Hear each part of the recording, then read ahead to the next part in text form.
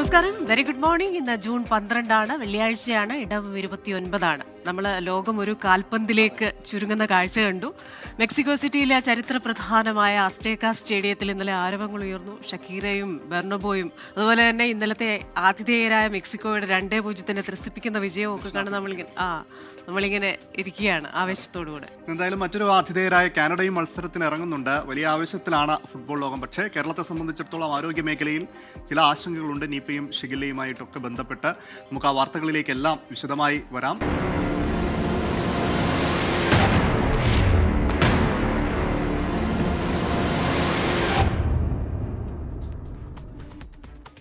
വിശദമായ റിപ്പോർട്ടുകളിലേക്കാണ്. First on 24. Thiruvananthapuram പാറശാലയിൽ ഇളകി വീണ പാറയ്ക്കിടയിൽ വയോധിക കുടുങ്ങി. പുലർച്ചെ പ്രാഥമിക ആവശ്യങ്ങൾക്കായി പുറത്തിറങ്ങിയപ്പോഴാണ് പാറ പതിച്ചത്. സ്ഥലത്ത് ഫയർഫോഴ്സിന്റെയും പോലീസിന്റെയും നേതൃത്വത്തിൽ രക്ഷാപ്രവർത്തനം പുരോഗമിക്കുന്നുണ്ട്. ജിബിൻ JB ഉണ്ട് തിരുവനന്തപുരത്തു നിന്നും. ജിബിൻ, എങ്ങനെയാണ് നിലവിൽ രക്ഷാപ്രവർത്തനം പുരോഗമിക്കുന്നത്? വിശദാംശങ്ങൾ എന്തൊക്കെയാണ്?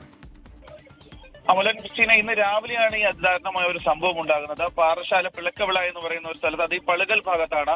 അവിടെയാണ് രാവിലെ പ്രാഥമിക ആവശ്യങ്ങൾക്കായി പുറത്തേക്ക് ഇറങ്ങിയ വൃദ്ധയുടെ മേലിൽ ഒരു പാറ കഷ്ണം പതിക്കുന്ന സാഹചര്യം ഉണ്ടായത്. വീടിന് പുറകുവശത്ത് ഒരു പാറ ഇരിപ്പുണ്ടായിരുന്നു. അത്യാവശ്യം വലിപ്പമുള്ള പാറയാണെന്നാണ് നമുക്ക് പ്രാഥമികമായി ലഭിക്കുന്ന വിവരം. കനത്ത മഴയാണ് പ്രദേശത്ത് പെയ്തുകൊണ്ടിരുന്നത്. ഇതിന്റെ അർത്ഥം ഈ പാറ ഇളകി പുറത്തേക്ക് ഇറങ്ങിയ ഈ വൃദ്ധയുടെ മുകളിലേക്ക് ഈ പാറ പതിക്കുകയായിരുന്നു എന്നാണ് നമുക്ക് ലഭിക്കുന്ന വിവരം. ഇപ്പോൾ ഇവർ പാറയ്ക്കടിയിൽ കുടുങ്ങിക്കിടക്കുകയാണ്. ശരീരത്തിന്റെ അരയ്ക്ക് താഴോട്ടുള്ള ഭാഗമാണ് പാറയ്ക്കടിയിൽ കുടുങ്ങിക്കിടക്കുന്നത്. ജീവനുണ്ട്, പക്ഷെ ഇപ്പോഴും പോലീസും ഫയർഫോഴ്സും ചേർന്ന് രക്ഷാപ്രവർത്തനം നടത്തിക്കൊണ്ടിരിക്കുകയാണ്. കാരണം വലിയ രീതിയിലുള്ള ഒരു മഴ പെയ്തുകൊണ്ടിരിക്കുകയാണ്. അതാണ് ഇപ്പോൾ ഈ രക്ഷാപ്രവർത്തനത്തിന് ഒരു വെല്ലുവിളിയായിക്കൊണ്ടിരിക്കുന്നത്. എന്തായാലും ഫയർഫോഴ്സ് ഒരു JCB കൂടി സമീപത്തേക്ക് എത്തിച്ചുകൊണ്ട് ഈ വൃത്തി അതിവേഗ പാറയ്ക്കടിയിൽ നിന്ന് പുറത്തേക്ക് എത്തിക്കുന്നതിനുള്ള ശ്രമമാണ് ഇപ്പോൾ നടന്നുകൊണ്ടിരിക്കുന്നത്. അമൽ, ജിബിനി, വീട്ടമ്മയുടെ ആരോഗ്യനിലയൊക്കെ നിലവിൽ ഇപ്പോൾ എങ്ങനെയാണ്? അമൽ, നമുക്ക് ലഭിക്കുന്ന വിവരമനുസരിച്ച് വൃദ്ധയുടെ അരയ്ക്ക് താഴോട്ടുള്ള ഭാഗമാണ് പാറയ്ക്കടിയിൽ കുടുക്കി കിടക്കുന്നത്. ഇവർക്ക് ഇപ്പോഴും സംസാരിക്കാനൊക്കെ സാധിക്കുന്നുണ്ട്. വീടിന്റെ സമീപത്ത് വെച്ചാണ് സംഭവം നടക്കുന്നത്. അതുകൊണ്ട് തന്നെ ബന്ധുക്കളൊക്കെ അടുത്തുണ്ട്. ഇവരെല്ലാം ചേർന്ന് ഈ വൃദ്ധയോട് സംസാരിക്കാനുള്ള ശ്രമങ്ങളൊക്കെ നടത്തുന്നുണ്ട്. പക്ഷേ അരയ്ക്ക് കീഴ്പോട്ടുള്ള ഭാഗത്താണ് പാറകഷ്ണം. നല്ല മഴയുള്ള സമയമാണ്. അതുകൊണ്ട് തന്നെ വൃദ്ധയുടെ ആരോഗ്യസ്ഥിതി ഇപ്പോൾ നിലവിൽ മോശമാണ്. പക്ഷേ പേടിക്കേണ്ട ഒരു സാഹചര്യമില്ലെന്നാണ് ഫയർഫോഴ്സിൽ നിന്ന് നമുക്ക് ലഭിക്കുന്ന വിവരം. എന്തായാലും ഇവരെ അതിവേഗം തന്നെ പുറത്തെടുക്കുന്നതിന് വേണ്ടിയിട്ടുള്ള ശ്രമങ്ങൾ നടക്കുകയാണ്. നേരത്തെ പറഞ്ഞതുപോലെ ഈ പാറശാല മേഖലയിലും തിരുവനന്തപുരത്തിന്റെ പല മേഖലയിലും അതികഠിനമായ മഴയാണ് കഴിഞ്ഞ ദിവസം രാത്രി മുതൽ തുടരെ പെയ്തുകൊണ്ടിരിക്കുന്നത്.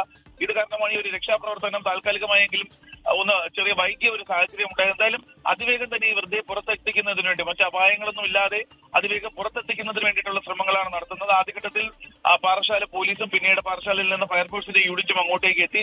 അതിനുശേഷമാണ് അവർക്ക് പാറകഷ്ണം മാറ്റി വൃദ്ധയെ പുറത്തേക്ക് എടുക്കാൻ സാധിക്കാത്തതിന് ഇപ്പോൾ ഒരു JCB കൂടി ഈ പ്രദേശത്തേക്ക് എത്തിക്കുന്നത്. JCB കൂടി ഉപയോഗിച്ച ഈ പാറകഷ്ണം മാറ്റി അതിന്റെ അടിയിൽ കുടുങ്ങി കിടക്കുന്ന ഈ വൃത്തിയെ പുറത്തെടുക്കുന്നതിന് വേണ്ടിയിട്ടുള്ള ശ്രമങ്ങളാണ് നടന്നുകൊണ്ടിരിക്കുന്നത്. അമല, ജിബിനെ, അതുപോലെ തന്നെ ഉദ്യോഗസ്ഥരുമായി സംസാരിക്കാനായിട്ടുണ്ടോ? അവര് എന്താണ് പറയുന്നത്?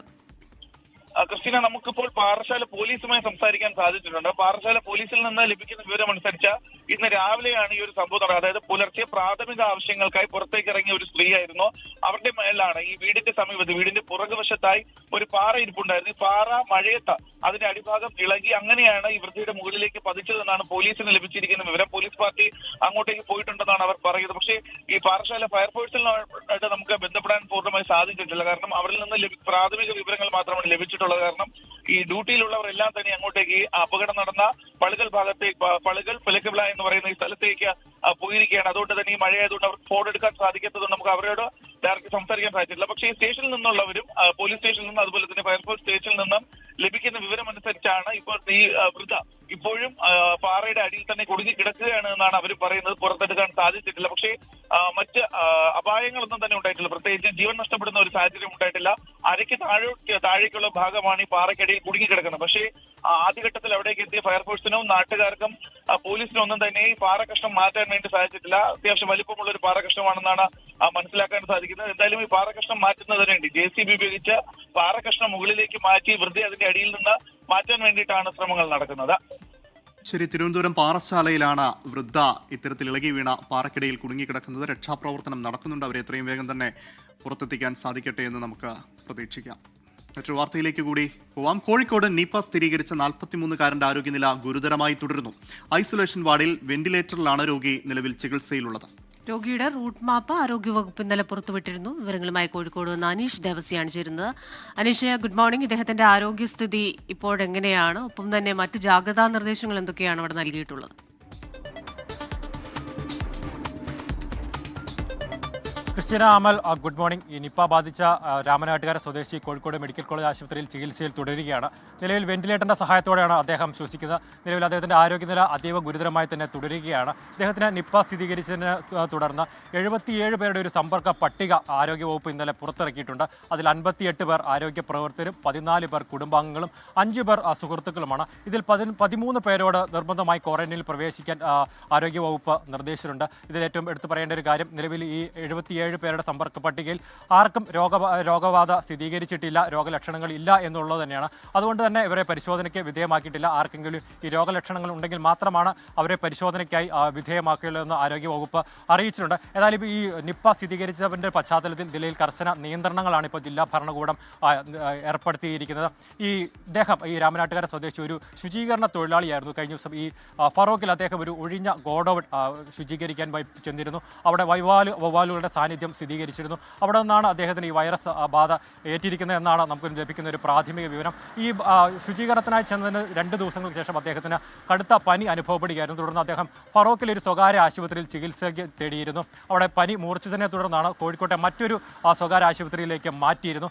അവിടെ ഈ നിപ്പയുടെ ലക്ഷണങ്ങൾ കണ്ടതിനെ തുടർന്നാണ് ഈ പരിശോധന നടത്തിയത്. അദ്ദേഹത്തിന്റെ സ്രവ സാമ്പിളുകൾ കോഴിക്കോട് മെഡിക്കൽ കോളേജ് ലാബിലേക്ക് അയച്ചു. അവിടെ നടത്തിയ പരിശോധനയിൽ പോസിറ്റീവാണെന്ന് കണ്ടെത്തിയിരുന്നു. എന്നാൽ ഇതിനൊരു ഔദ്യോഗികമായ ഒരു സ്ഥിരീകരണത്തിനായി ഇദ്ദേഹത്തിന്റെ സ്രവ സാമ്പിളുകൾ പൂനെയിലെ NBS ലാബിലേക്ക് അയച്ചിരുന്നു. അവിടുത്തെ ഫലം ഇന്നലെ ഉച്ചയോടെ ലഭിച്ചു. അവിടെയും ഫലം പോസിറ്റീവാണ് ലഭിച്ചത്. ഇതിനെ തുടർന്നാണ് ഈ ഔദ്യോഗികമായി ആരോഗ്യവകുപ്പ് നിപ്പ ആണെന്ന് സ്ഥിരീകരിച്ചിരിക്കുന്നത്.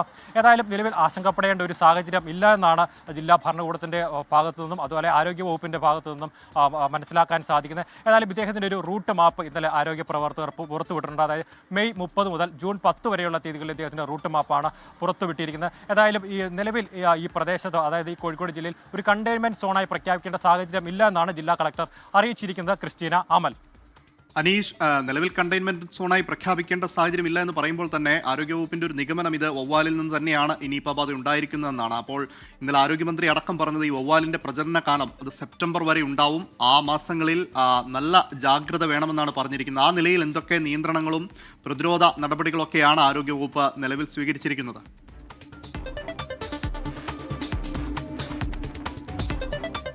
അമൽ, നിലവിൽ ആശങ്കപ്പെടേണ്ട ഒരു സാഹചര്യമില്ല എന്നാണ് ആരോഗ്യവകുപ്പും അതുപോലെ ജില്ലാ ഭരണകൂടവും അറിയിച്ചിരിക്കുന്നത്. ഈ വവ്വാലിൽ നിന്ന് തന്നെയാണ് ഇദ്ദേഹത്തിന് ഈ വൈറസ് ബാധ ഏറ്റിരിക്കുന്നതെന്നാണ് നമുക്ക് ലഭിക്കുന്ന ഒരു പ്രാഥമിക വിവരം. കഴിഞ്ഞ ദിവസം ഇദ്ദേഹം ഫറൂഖിലെ ഒരു സ്വകാര്യ വ്യക്തിയുടെ ഗോഡൌൺ വൃത്തിയാക്കാൻ ചെന്നിരുന്നു. അവിടുത്തെ പറമ്പിൽ നിന്ന് ഇദ്ദേഹം സപ്പോട്ട കഴിച്ചിരുന്നു എന്നാണ് മനസ്സിലാക്കാൻ സാധിക്കുന്നത്. ഈ സപ്പോട്ട ഒരു പക്ഷേ വവ്വാലുകൾ കടിച്ചതാകാം എന്നൊരു നിഗമനത്തിലാണ് ആരോഗ്യവകുപ്പ് ഉള്ളത്. അവിടെ നിന്നാണ് ഇദ്ദേഹത്തിന് വൈറസ് ബാധ ഏറ്റിരിക്കുന്നതെന്നുമാണ് ആരോഗ്യവകുപ്പ് നമുക്ക് നൽകുന്ന ഒരു വിവരം. നിലവിൽ ഏതായാലും ആശങ്കപ്പെടേണ്ട ഒരു സാഹചര്യമില്ല എങ്കിലും നിയന്ത്രണം ആവശ്യമാണ് എന്നാണ് ആരോഗ്യവകുപ്പ് അറിയിച്ചിരിക്കുന്നത്. നിലവിൽ കോഴിക്കോട് മെഡിക്കൽ കോളേജ് ആശുപത്രിയിൽ ചില നിയന്ത്രണങ്ങൾ ഏർപ്പെടുത്തിയിട്ടുണ്ട്. അതായത് ഈ ഐസൊലേഷൻ വാർഡിന്റെ ഭാഗത്തേക്ക് ആളുകൾക്ക് പ്രവേശനമില്ല, അതുപോലെ ജീവനക്കാർക്കും പ്രവേശനമില്ല. രോഗികൾക്കോ കൂട്ടിയിരിക്കുന്നവർക്കോ ആ പ്രദേശത്തേക്ക് പ്രവേശനമില്ല എന്നാണ് നമ്മൾ മനസ്സിലാക്കുന്നത്. കൂടാതെ ആ ഭാഗത്ത് ഈ ഐസൊലേഷൻ വാർഡായി പ്രവർത്തിക്കുന്ന ഭാഗത്തായിരുന്നു നിലവിൽ വാഹന പാർക്കിംഗ് ഒക്കെ ഉണ്ടായിരുന്ന നിലവിൽ അത് ഈ ജില്ലാ മെഡിക്കൽ കോളേജിന്റെ ഭാഗത്തു നിന്നും അതെല്ലാം ഇപ്പോൾ പൂർണ്ണമായി മാറ്റിയിട്ടുണ്ട്. ഏതായാലും ആശങ്കപ്പെടേണ്ട ഒരു സാഹചര്യം ഇല്ല എന്നാണ് ജില്ലാ ഭരണകൂടം അതുപോലെ ആരോഗ്യവകുപ്പും അറിയിക്കുന്നത്. അമൽ. ശരി, എന്തായാലും കോഴിക്കോട് ജില്ലയിൽ കൺട്രോൾ റൂം തുറന്നിട്ടുണ്ട്. എല്ലാവർക്കും വേണ്ട എല്ലാവിധ സഹായവും ചെയ്യാനായിട്ടുള്ള നമ്പറുകളൊക്കെ നൽകിയിട്ടുണ്ട്. പ്രേക്ഷകർ ശ്രദ്ധിക്കുമല്ലോ, നൽകിയിരിക്കുന്ന ജാഗ്രതാ നിർദ്ദേശങ്ങൾ പാലിക്കുമല്ലോ. കോഴിക്കോട് നിന്ന് അനീഷ് ദേവസിയാണ് വിശദാംശങ്ങളുമായി ചേർന്നത്. വയനാട്ടിൽ 9 പേർക്ക് ഷിഗല്ല സ്ഥിരീകരിച്ചതിന് പിന്നാലെ പ്രതിരോധ പ്രവർത്തനങ്ങൾ ഊർജിതമാക്കി. നിലവിൽ രോഗം സ്ഥിരീകരിച്ച എല്ലാവരുടെയും നില തൃപ്തികരമെന്ന് ആരോഗ്യവകുപ്പ് അറിയിച്ചിട്ടുണ്ട്. ഇതുവരെ 514 പേരിലാണ് രോഗലക്ഷണങ്ങൾ കണ്ടെത്തിയിരിക്കുന്നത്. തിരുവനന്തപുരത്ത് ഷിഗല്ല ബാധിച്ച് ചികിത്സയിൽ കഴിയുന്ന 3 കുട്ടികളുടെയും ആരോഗ്യനില തൃപ്തികരമാണ്. വിവരങ്ങളുമായി കാളിദാസൻ ദേവദത്തുമുണ്ട്. കാളിദാസൻ, ആശങ്കപ്പെടുത്തുന്ന നിലയിലാണ് നിലവിൽ ഈ കൂടുതൽ ആളുകളിലേക്ക് രോഗബാധ ഉണ്ടാവുന്നത്. നിലവിൽ രോഗം ബാധിച്ചവരെക്കാൾ ഏതാണ്ട് 10 ഇരട്ടി ആളുകൾക്ക് രോഗലക്ഷണങ്ങളുണ്ട്. എന്തൊക്കെയാണ് നമുക്ക് ഇപ്പോൾ നിലവിൽ ഉള്ള വിവരങ്ങൾ പങ്കുവയ്ക്കാനുള്ളത്? അതുതന്നെയാണ് അമൽ. വലിയ രീതിയിൽ രോഗലക്ഷണങ്ങൾ നിരവധി പേരിൽ കാണുന്നുണ്ട്. അതിൽ ഏറ്റവും അധികം കോളിയാടി മാർ ബസേലിയോസ് AP സ്കൂളിലെ കുട്ടികൾ കാണുന്നുള്ളത് മറ്റൊരു കാര്യമാണ്, പ്രധാനപ്പെട്ട കാര്യമാണ്. അതിൽ ശ്രദ്ധ കേന്ദ്രീകരിച്ച് തന്നെയാണ് അധികൃതരും ആരോഗ്യ വകുപ്പും വേണ്ട നടപടികളൊക്കെ തന്നെ സ്വീകരിക്കുന്നത്. നമുക്കറിയാം, കഴിഞ്ഞ ദിവസം കിണറിലെ ജലത്തിന്റെ പരിശോധനയിലും ഈ ഷിഗല്ല സാന്നിധ്യം കണ്ടെത്താനായിട്ടില്ല എന്നുള്ളതും മറ്റൊരു വസ്തുതയാണ്. അപ്പോൾ അതിനെ തുടർന്ന് ഷിഗല്ല എവിടെ നിന്നാണ് ഈ കുട്ടികൾക്കെല്ലാം ഈ 9 കുട്ടികൾ, ഇപ്പോൾ നിലവിൽ 9 കുട്ടികളാണ് വയനാട്ടിൽ ഷിഗല്ല ബാധിച്ച് ചികിത്സയിലുള്ളത്. അപ്പോൾ ഈ 9 കുട്ടികൾക്കും എവിടെ നിന്നാണ് ഈ ഷിഗല്ല വന്നത് എന്നുള്ള ഒരു സാഹചര്യം കൂടി പഠിക്കേണ്ടതുണ്ട്. അപ്പോൾ അതിനെ തുടർന്നുള്ള നടപടികളൊക്കെ സ്വീകരിച്ചുകൊണ്ടിരിക്കുന്നു. ജില്ലയിലെ നിരവധി കിണറുകൾ, അല്ലെങ്കിൽ 1000-ലധികം കിണറുകൾ ക്ലോറിനേറ്റ് ചെയ്തു എന്നുള്ളതാണ്. 2227 വീടുകളിൽ ആരോഗ്യ പ്രവർത്തകർ സന്ദർശനം നടത്തി. അപ്പോൾ രോഗലക്ഷണങ്ങളുള്ള വീടുകളിൽ, അല്ലെങ്കിൽ രോഗലക്ഷണങ്ങളുള്ള വ്യക്തികളുള്ള വീടുകളിലൊക്കെ സന്ദർശനം നടത്തി. അതിന് സാധ്യതയുള്ള സമ്പർക്ക പട്ടികയിലുള്ള ആൾക്കാരുടെ വീടുകളിലുമൊക്കെ തന്നെ സന്ദർശനം നടത്തി എന്നുള്ളതാണ്. ഈ പ്രവർത്തനങ്ങളൊക്കെ വരും ദിവസങ്ങളിലും തുടരും എന്നുള്ളതാണ്. ഇതുവരെ 514 പേരിലാണ് രോഗലക്ഷണങ്ങൾ കണ്ടെത്തിയത്. കഴിഞ്ഞ ദിവസം 10 പേരെയാണ് ആശുപത്രിയിൽ പ്രവേശിപ്പിച്ചത്. നിലവിൽ 45 പേരാണ് വിവിധ ആശുപത്രികളിൽ ചികിത്സയിലുള്ളത്. ശരി, കാളിദാസൻ ദേവദത്തമാണ് ഷിഗല്ല രോഗബാധയുമായി ബന്ധപ്പെട്ട വിവരങ്ങൾ നൽകിയത്. ഇപ്പോൾ നമ്മൾ മറ്റു പ്രധാനപ്പെട്ട വാർത്തയിലേക്ക് പോകുന്നു. തിരുവനന്തപുരം പാറശാലയിൽ ഇളകി വീണ പാറക്കിടയിൽ കുടുങ്ങിയ വയോധികയെ പുറത്തെടുത്തിരിക്കുന്നു.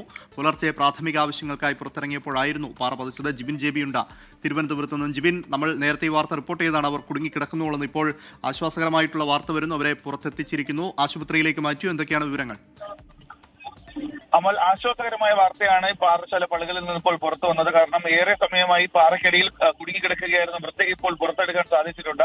ഇവരെ ഇപ്പോൾ ഫയർഫോഴ്സിന്റെ ആംബുലൻസിൽ സമീപത്തെയുള്ള ആശുപത്രിയിലേക്ക് കൊണ്ടുപോയിക്കൊണ്ടിരിക്കുകയാണ്. അല്പസമയം മുമ്പ് മാത്രമാണ് പുറത്തെടുത്തത്. നേരത്തെ പറഞ്ഞതുപോലെ അതിശക്തമായ ഒരു മഴയാണ് പെയ്തുകൊണ്ടിരുന്നത്. അതിന്റെ അടിസ്ഥാനത്തിലാണ് ഈ രക്ഷാപ്രവർത്തനം കുറച്ചെങ്കിലും വൈകിയത്. പക്ഷേ പോലീസും ഫയർഫോഴ്സും ചേർന്നുകൊണ്ട്, നാട്ടുകാരും ചേർന്നുകൊണ്ട് പാറക്കടിയിൽ ഈ വൃദ്ധ പെട്ടിയുടൻ തന്നെ രക്ഷാപ്രവർത്തനങ്ങൾ ആരംഭിച്ചു. നമുക്ക് ദൃശ്യങ്ങളിൽ കാണാം, വലിയൊരു പാറയാണ് ആ മണ്ണിൽ നിന്ന് ഇളകി വീണ് ഇവർക്ക് മുകളിലേക്ക് പതിച്ചു കിടന്നത്. അതൊരു മനുഷ്യർ, അല്ലെങ്കിൽ ഒരു കൂട്ടം മനുഷ്യർക്ക് അവർ ശ്രമിച്ചു കഴിഞ്ഞാൽ മാറ്റാൻ സാധിക്കാത്ത അത്രയും വലുപ്പമുള്ള ഒരു പാറയായിരുന്നു. തുടർന്നാണ് ഈ രക്ഷാപ്രവർത്തനത്തിനെത്തിയ ഫയർഫോഴ്സും പോലീസും ചേർന്ന് സമീപത്തു നിന്ന് ഒരു JCB കൂടി ഇങ്ങോട്ടേക്ക് വിളിച്ചത്. ഈ JCB കൂടി ഇവിടെ എത്തിച്ചതിന്റെ അടിസ്ഥാനത്തിലാണ് ഈ JCB ഉപയോഗിച്ച് പാറകഷ്ണം അവിടെ നിന്ന് പാറകഷ്ണത്തിന്റെ ഒരു വശം ഉയർത്തിയ ശേഷം ഈ വൃദ്ധയെ ഇപ്പോൾ പുറത്തേക്ക് എടുത്തത്. നേരത്തെ പറഞ്ഞ പോലെ ഇവരുടെ അരയ്ക്ക് താഴ്ഭാഗം മാത്രമാണ് പാറക്കിടയിൽ കുടുങ്ങിക്കിടന്നത്. അതുകൊണ്ട് മറ്റ് വലിയ പ്രശ്നങ്ങളൊന്നും തന്നെ. എന്തായാലും ഈ പുറത്തേക്ക് എടുത്ത വൃദ്ധയെ ഇപ്പോൾ ആംബുലൻസിൽ പാറശാല തന്നെയുള്ള ഒരു ആശുപത്രിയിലേക്ക് എത്തിക്കുന്നതിന് വേണ്ടിയിട്ടുള്ള ശ്രമങ്ങളാണ് നടന്നുകൊണ്ടിരിക്കുന്നത്. ശരി, എന്തായാലും ജിബിൻ, നിലവിൽ അവരുടെ ആരോഗ്യനില സംബന്ധിച്ച് എന്താണ് നമുക്ക് ലഭിക്കുന്ന വിവരങ്ങൾ? നമുക്കിപ്പോൾ പ്രാഥമികമായി ലഭിക്കുന്ന വിവരം ഫയർഫോഴ്സിൽ നിന്ന് ലഭിച്ച വിവരം മാത്രമാണുള്ളത്. ഫയർഫോഴ്സിൽ നിന്ന് ലഭിച്ച വിവരം അനുസരിച്ച് വൃദ്ധയ്ക്ക് കാര്യമായ ആരോഗ്യ പ്രശ്നമില്ല. പക്ഷേ ഈ അരയ്ക്ക് ഭാഗം പൂർണ്ണമായി പാറക്കടിയിലായിരുന്നു. അതുകൊണ്ട് തന്നെ പൊട്ടലൊക്കെ ഉണ്ടാകാനുള്ള ഒരു സാധ്യതയുണ്ട്. അതിനെ ആശുപത്രിയിൽ എത്തിച്ച ശേഷം മാത്രമേ അക്കാര്യങ്ങളിൽ വ്യക്തമാവുകയുള്ളൂ. ആശ്വാസകരമായ ഒരു വാർത്ത എന്ന് പറഞ്ഞാൽ ജീവനോടെ ഈ വൃദ്ധയെ പുറത്തേക്ക് എടുക്കാൻ സാധിച്ചു എന്നുള്ളതാണ്. കാരണം ആ ദൃശ്യങ്ങൾ തന്നെ വ്യക്തമാണ്. ഒരു പറമ്പിന്റെ ഒരു വശത്ത് നിന്ന് മണ്ണും പാറയും ഒന്നിച്ച് ഇടിഞ്ഞ് താഴേക്ക് വരുന്നു. അവിടെ താഴേക്ക് നിൽക്കുകയായിരുന്നു. വൃദ്ധയ്ക്ക് മുകളിലേക്കാണ് ഈ പാറകഷ്ണം പതിക്കുന്നത്. പാറകഷ്ണം എന്ന് പറഞ്ഞാൽ ഒരു ചെറിയ പാറയല്ല, വലിയൊരു പാറ തന്നെയാണ്. ഉരുണ്ടുവന്ന ഈ മണ്ണിനോടൊപ്പം ഉരുണ്ടുവന്ന് ഈ വൃദ്ധയ്ക്ക് മുകളിലേക്ക് പതിക്കുകയും ചെയ്തത്. പക്ഷേ വൃദ്ധയെ ആ സമയത്ത് പുറത്തെടുക്കാൻ സാധിക്കാത്തത് ഒരു വലിയ താമസമുണ്ട്. നേരത്തെ പറഞ്ഞ പോലെ മഴയായിരുന്നു, അതായിരുന്നു ഒരു വില്ലനായി മാറി. എന്തായാലും പോലീസും ഫയർഫോഴ്സും ചേർന്നുകൊണ്ട് JCB ഉപയോഗിച്ച് ആദ്യഘട്ടത്തിൽ അവിടെ സമീപത്തുണ്ടായിരുന്ന മണ്ണ് മാറ്റിയതിനു ശേഷമാണ് പാറ ഒരു വശത്തേക്ക് മാറ്റാനായി സാധിച്ചത്. അതിനുശേഷമാണ് ഇപ്പോൾ വൃദ്ധയെ ജീവനോടുകൂടി തന്നെ പുറത്തേക്ക് എടുക്കാൻ സാധിക്കുകയും ചെയ്തത്. ശരി, എന്തായാലും ആശ്വാസകരമായ വാർത്തയാണ്. എന്നാലും രാവിലെ അത്തരത്തിലൊരു ദുരന്തം സംഭവിച്ചു, വീടിനോട് ചേർന്ന് ശുചിമുറി ഇല്ലായിരുന്നു എന്ന ചോദ്യങ്ങളൊക്കെ ഉണ്ട്. അപ്പോൾ കൂടുതൽ വിവരങ്ങളും കൂടി നമുക്ക് ലഭിക്കാനുണ്ട്. എന്തായാലും ആ അമ്മയുടെ ആരോഗ്യസ്ഥിതി മെച്ചപ്പെടട്ടെ. ജിബിൻ JB ആണ് തിരുവനന്തപുരത്ത് നിന്ന് വിശദാംശങ്ങളുമായി ചേർന്നത്. ഒരു പ്രധാനപ്പെട്ട വാർത്തയിലേക്കാണ് നമ്മൾ പോകുന്നത്. ഇറാനുമായി സമാധാന കരാർ ഈ ആഴ്ച ഒപ്പിടുമെന്ന് അമേരിക്കൻ പ്രസിഡന്റ് ഡൊണാൾഡ് ട്രംപ്. കരാർ അന്തിമഘട്ടത്തിലാണെന്നും യൂറോപ്പിൽ വെച്ചായിരിക്കും കരാർ ഒപ്പിടുകയെന്നും ട്രംപ് വ്യക്തമാക്കി. കരാറിന് ഇറാൻ പരമോന്നത നേതാവ് മുജ്തബ ഖമനയുടെ അംഗീകാരം ലഭിച്ചതായി ട്രംപ് അവകാശപ്പെട്ടു. അതേസമയം അമേരിക്ക അമിതമായ ആവശ്യങ്ങൾ ഉന്നയിക്കുകയാണെന്നും കരാറിന്റെ കാര്യത്തിൽ അന്തിമ തീരുമാനം എടുത്തിട്ടില്ലെന്നുമാണ് ഇറാന്റെ പ്രതികരണം. വിവരങ്ങളുമായി മധു കൊട്ടാരക്കരയുണ്ട് അമേരിക്കയിൽ നിന്നും. മധു, ഗുഡ് മോർണിംഗ്. ഈ കഴിഞ്ഞ മണിക്കൂറുകൾ മുൻപ് വരെ വലിയ ആക്രമണങ്ങളും പ്രത്യാക്രമണങ്ങളും ഒക്കെയാണ് അവിടെ നിന്നുണ്ടായിട്ടുള്ളത്. അതിനൊടുവിലാണിപ്പോൾ ഈ അന്തിമ കരാറിൽ എത്തിയിരിക്കുന്നതായിട്ട് ട്രംപ് വ്യക്തമാക്കുന്നത്. പക്ഷേ ഇറാൻ അത് അംഗീകരിച്ചിട്ടില്ല. എന്താണ് നിലവിലത്തെ സാഹചര്യം? ഗുഡ് മോർണിംഗ് അമൽ, ക്രിസ്റ്റീന. ഇറാനുമായിട്ടുള്ള യുദ്ധം അവസാനിപ്പിക്കാൻ വലിയൊരു കരാർ അല്ലെങ്കിൽ ഒരു ഗ്രേറ്റ് സെറ്റിൽമെന്റ് യാഥാർത്ഥ്യമായതായിട്ടാണ് ഇന്ന് വൈകുന്നേരം US president Donald Trump white ഹൗസിൽ മാധ്യമപ്രവർത്തകരുമായിട്ട് സംസാരിക്കുമ്പോൾ പറഞ്ഞത്. ഈ കരാർ ഒഫീഷ്യലായിട്ട് ഒപ്പുവെക്കുന്നതോടെ ഹോർമൂസ് കടലിടുക്കൊക്കെ വീണ്ടും ഗതാഗതത്തിനായി തുറന്നു കൊടുക്കുമെന്നും ട്രംപ് വ്യക്തമാക്കിയിരുന്നു. അത് മാത്രമല്ല, ഈ വീക്കെൻഡിൽ യൂറോപ്പിൽ വെച്ച് ഇത് ഒഫീഷ്യലായിട്ട് ഈ സിഗ്നേച്ചർ ചടങ്ങ് നടക്കും. US പ്രസിഡന്റിന് പകരം വൈസ് പ്രസിഡന്റ് JD വാൻസ് ആയിരിക്കും അമേരിക്കയെ പ്രതിനിധീകരിക്കുന്നതെന്നും ട്രംപ് പറഞ്ഞു. ഇറാൻ ഒരിക്കലും ആണവായുധം നിർമ്മിക്കില്ലെന്നുള്ള ഉറപ്പ് ലഭിച്ചതായിട്ടും ഡൊണാൾഡ് ട്രംപ് അവകാശപ്പെടുകയും ചെയ്തു. ഇതോടെ ഇറാനെതിരെ തീരുമാനിച്ചിരുന്ന സൈനിക നടപടികൾ അത് റദ്ദാക്കിയതായിട്ടും ട്രംപ് വ്യക്തമാക്കി. ഈ കരാർ സംബന്ധിച്ച് ഇറാനിലെ പരമോന്നത നേതാവ് അയത്തുള്ള മുസ്തഫ ഖൊമേനിയുടെ നിലപാട് എന്താണെന്ന് മാധ്യമപ്രവർത്തകർ ചോദിച്ചിരുന്നു. അപ്പോൾ അദ്ദേഹം പറഞ്ഞത്, ലഭിച്ച വിവരം അനുസരിച്ച് ഖൊമേനി ഈ കരാറിന് പച്ചക്കൊടി കാട്ടിയിട്ടുണ്ടെന്നായിരുന്നു മറുപടി നൽകിയത്. ഇതോടെ ഈ പ്രഖ്യാപനം വന്നതോടെ ആഗോള വിപണിയിലും അതുപോലെ തന്നെ വലിയ സ്വാധീനമാണ് ചെലുത്തിയിരിക്കുന്നത്. അതുമാത്രമല്ല, US ഓഹരി വിപണിയിൽ മുന്നേറ്റമുണ്ടായിട്ടുണ്ട്. എണ്ണവിലയിൽ കുറവ് രേഖപ്പെടുത്തുകയും ചെയ്തിട്ടുണ്ട്. എന്നാൽ മറുഭാഗത്ത് പതിവ് പോലെ ഇറാൻ ഇത് തള്ളിക്കളഞ്ഞിരിക്കുകയാണ്. അതുമാത്രമല്ല, വളരെ ജാഗ്രതയോടെ ആണ് ഇറാൻ ഇതിനോട് പ്രതികരിക്കുന്നതും.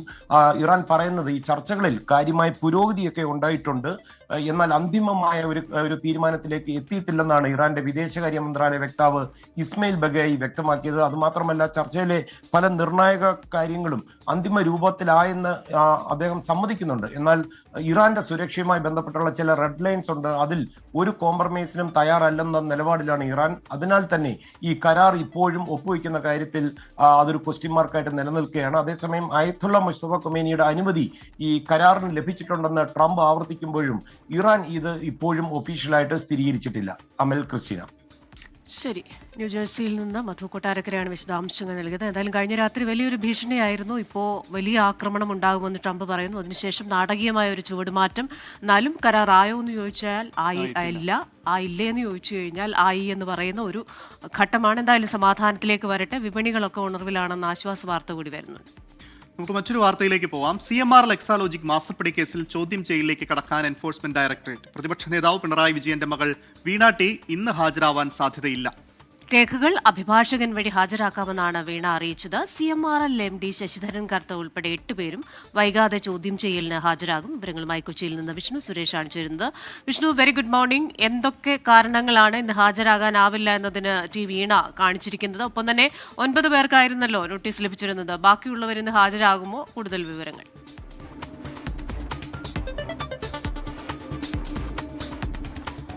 Christina, very good morning. കഴിഞ്ഞ ദിവസമാണ് വീണ കൊച്ചിയിലെ എൻഫോഴ്സ്മെന്റ് ഡയറക്ടറേറ്റ് ആസ്ഥാനത്തേക്ക് ഒരു ഇമെയിൽ സന്ദേശം അയച്ചത്. തനിക്ക് 9-ാം തീയതി ഈ CMR എക്സാലോജിക്കുമായി ബന്ധപ്പെട്ടുള്ള കേസിൽ ചോദ്യം ചെയ്യലിന് ഹാജരാകാൻ ആവില്ല. ശാരീരികമായ ബുദ്ധിമുട്ടുകളുണ്ട്, പനിയടക്കമുള്ള ബുദ്ധിമുട്ടുകളുണ്ട്. അതുകൊണ്ട് തന്നെ ഇന്നത്തെ ദിവസം നിന്ന് ഒഴിവാക്കി മറ്റൊരു ദിവസം നൽകണം എന്നുള്ളതായിരുന്നു അവരുടെ ആവശ്യം. ആ ആവശ്യത്തിൽ മറുപടി ഇപ്പോഴും എൻഫോഴ്സ്മെന്റ് ഡയറക്ടറേറ്റ് നൽകിയിട്ടില്ലെന്നാണ് നമുക്ക് ലഭ്യമാകുന്ന വിവരം.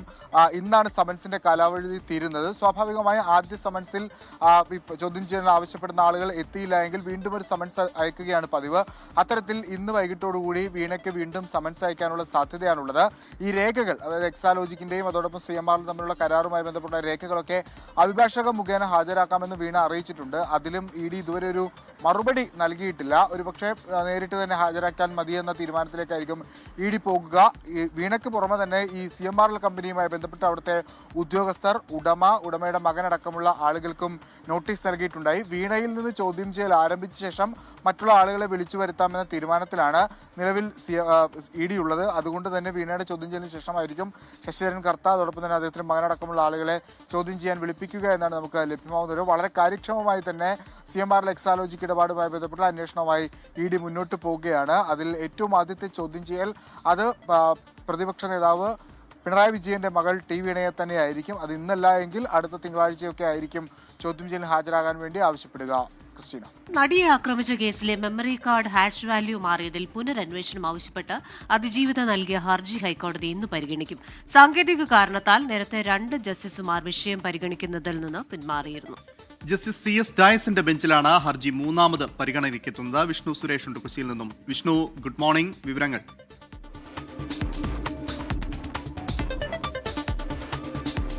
അമല്, വളരെ പ്രധാനപ്പെട്ട ഒരു ഹർജിയാണ് അതിജീവിത നൽകിയിട്ടുള്ളത്. അവരുടെ പ്രധാനപ്പെട്ട ആവശ്യങ്ങളൊന്ന് മെമ്മറി കാർഡ് ഹാഷ് വാല്യൂ മാറിയതുമായി ബന്ധപ്പെട്ട് നേരത്തെ ഒരു അന്വേഷണം നടന്നിരുന്നു. പക്ഷേ അതിൽ തനിക്ക് തൃപ്തിയില്ല. അന്വേഷണം അട്ടിമറിക്കപ്പെട്ടിട്ടുണ്ട്. അതിലൊരു പുനരന്വേഷണം വേണം. ഒപ്പം നേരത്തെ പോലീസ് നൽകിയിട്ടുള്ള ഈ കേസുമായി ബന്ധപ്പെട്ട് പോലീസ് നൽകിയിട്ടുള്ള അന്വേഷണ റിപ്പോർട്ടുണ്ട്. അത് റദ്ദ് ചെയ്ത് ഹൈക്കോടതി മേൽനോട്ടത്തിൽ ഒരു SIT അന്വേഷിക്കണം. ഈ രണ്ട് പ്രധാനപ്പെട്ട ആവശ്യങ്ങളാണ് ഹർജിയിലുണ്ടായിരുന്നത്. കഴിഞ്ഞ ആഴ്ചകളിലൊക്കെ 2 തവണ ഈ ഹർജി പരിഗണിച്ചിരുന്നു. ആദ്യം ജസ്റ്റിസ് ജോബിൻ സെബാസ്റ്റ്യന്റെ ബെഞ്ചാണ് പരിഗണിച്ചത്. പക്ഷേ അദ്ദേഹത്തിന് മുൻപാകെ ഈ മെമ്മറി കാർഡ് വിഷയവുമായി ബന്ധപ്പെട്ട് മറ്റൊരു പരാതി വന്നിരുന്നു. അദ്ദേഹം അന്ന് ജുഡീഷ്യൽ രജിസ്ട്രാർ ആയിരുന്നു. അതുകൊണ്ടാണ് അദ്ദേഹം പിന്മാറിയത്. പിന്നീട് ആ ഹർജി ജസ്റ്റിസ് കൗസർ അടപ്പകത്തിന്റെ ബെഞ്ചിലേക്ക് എത്തുന്നു.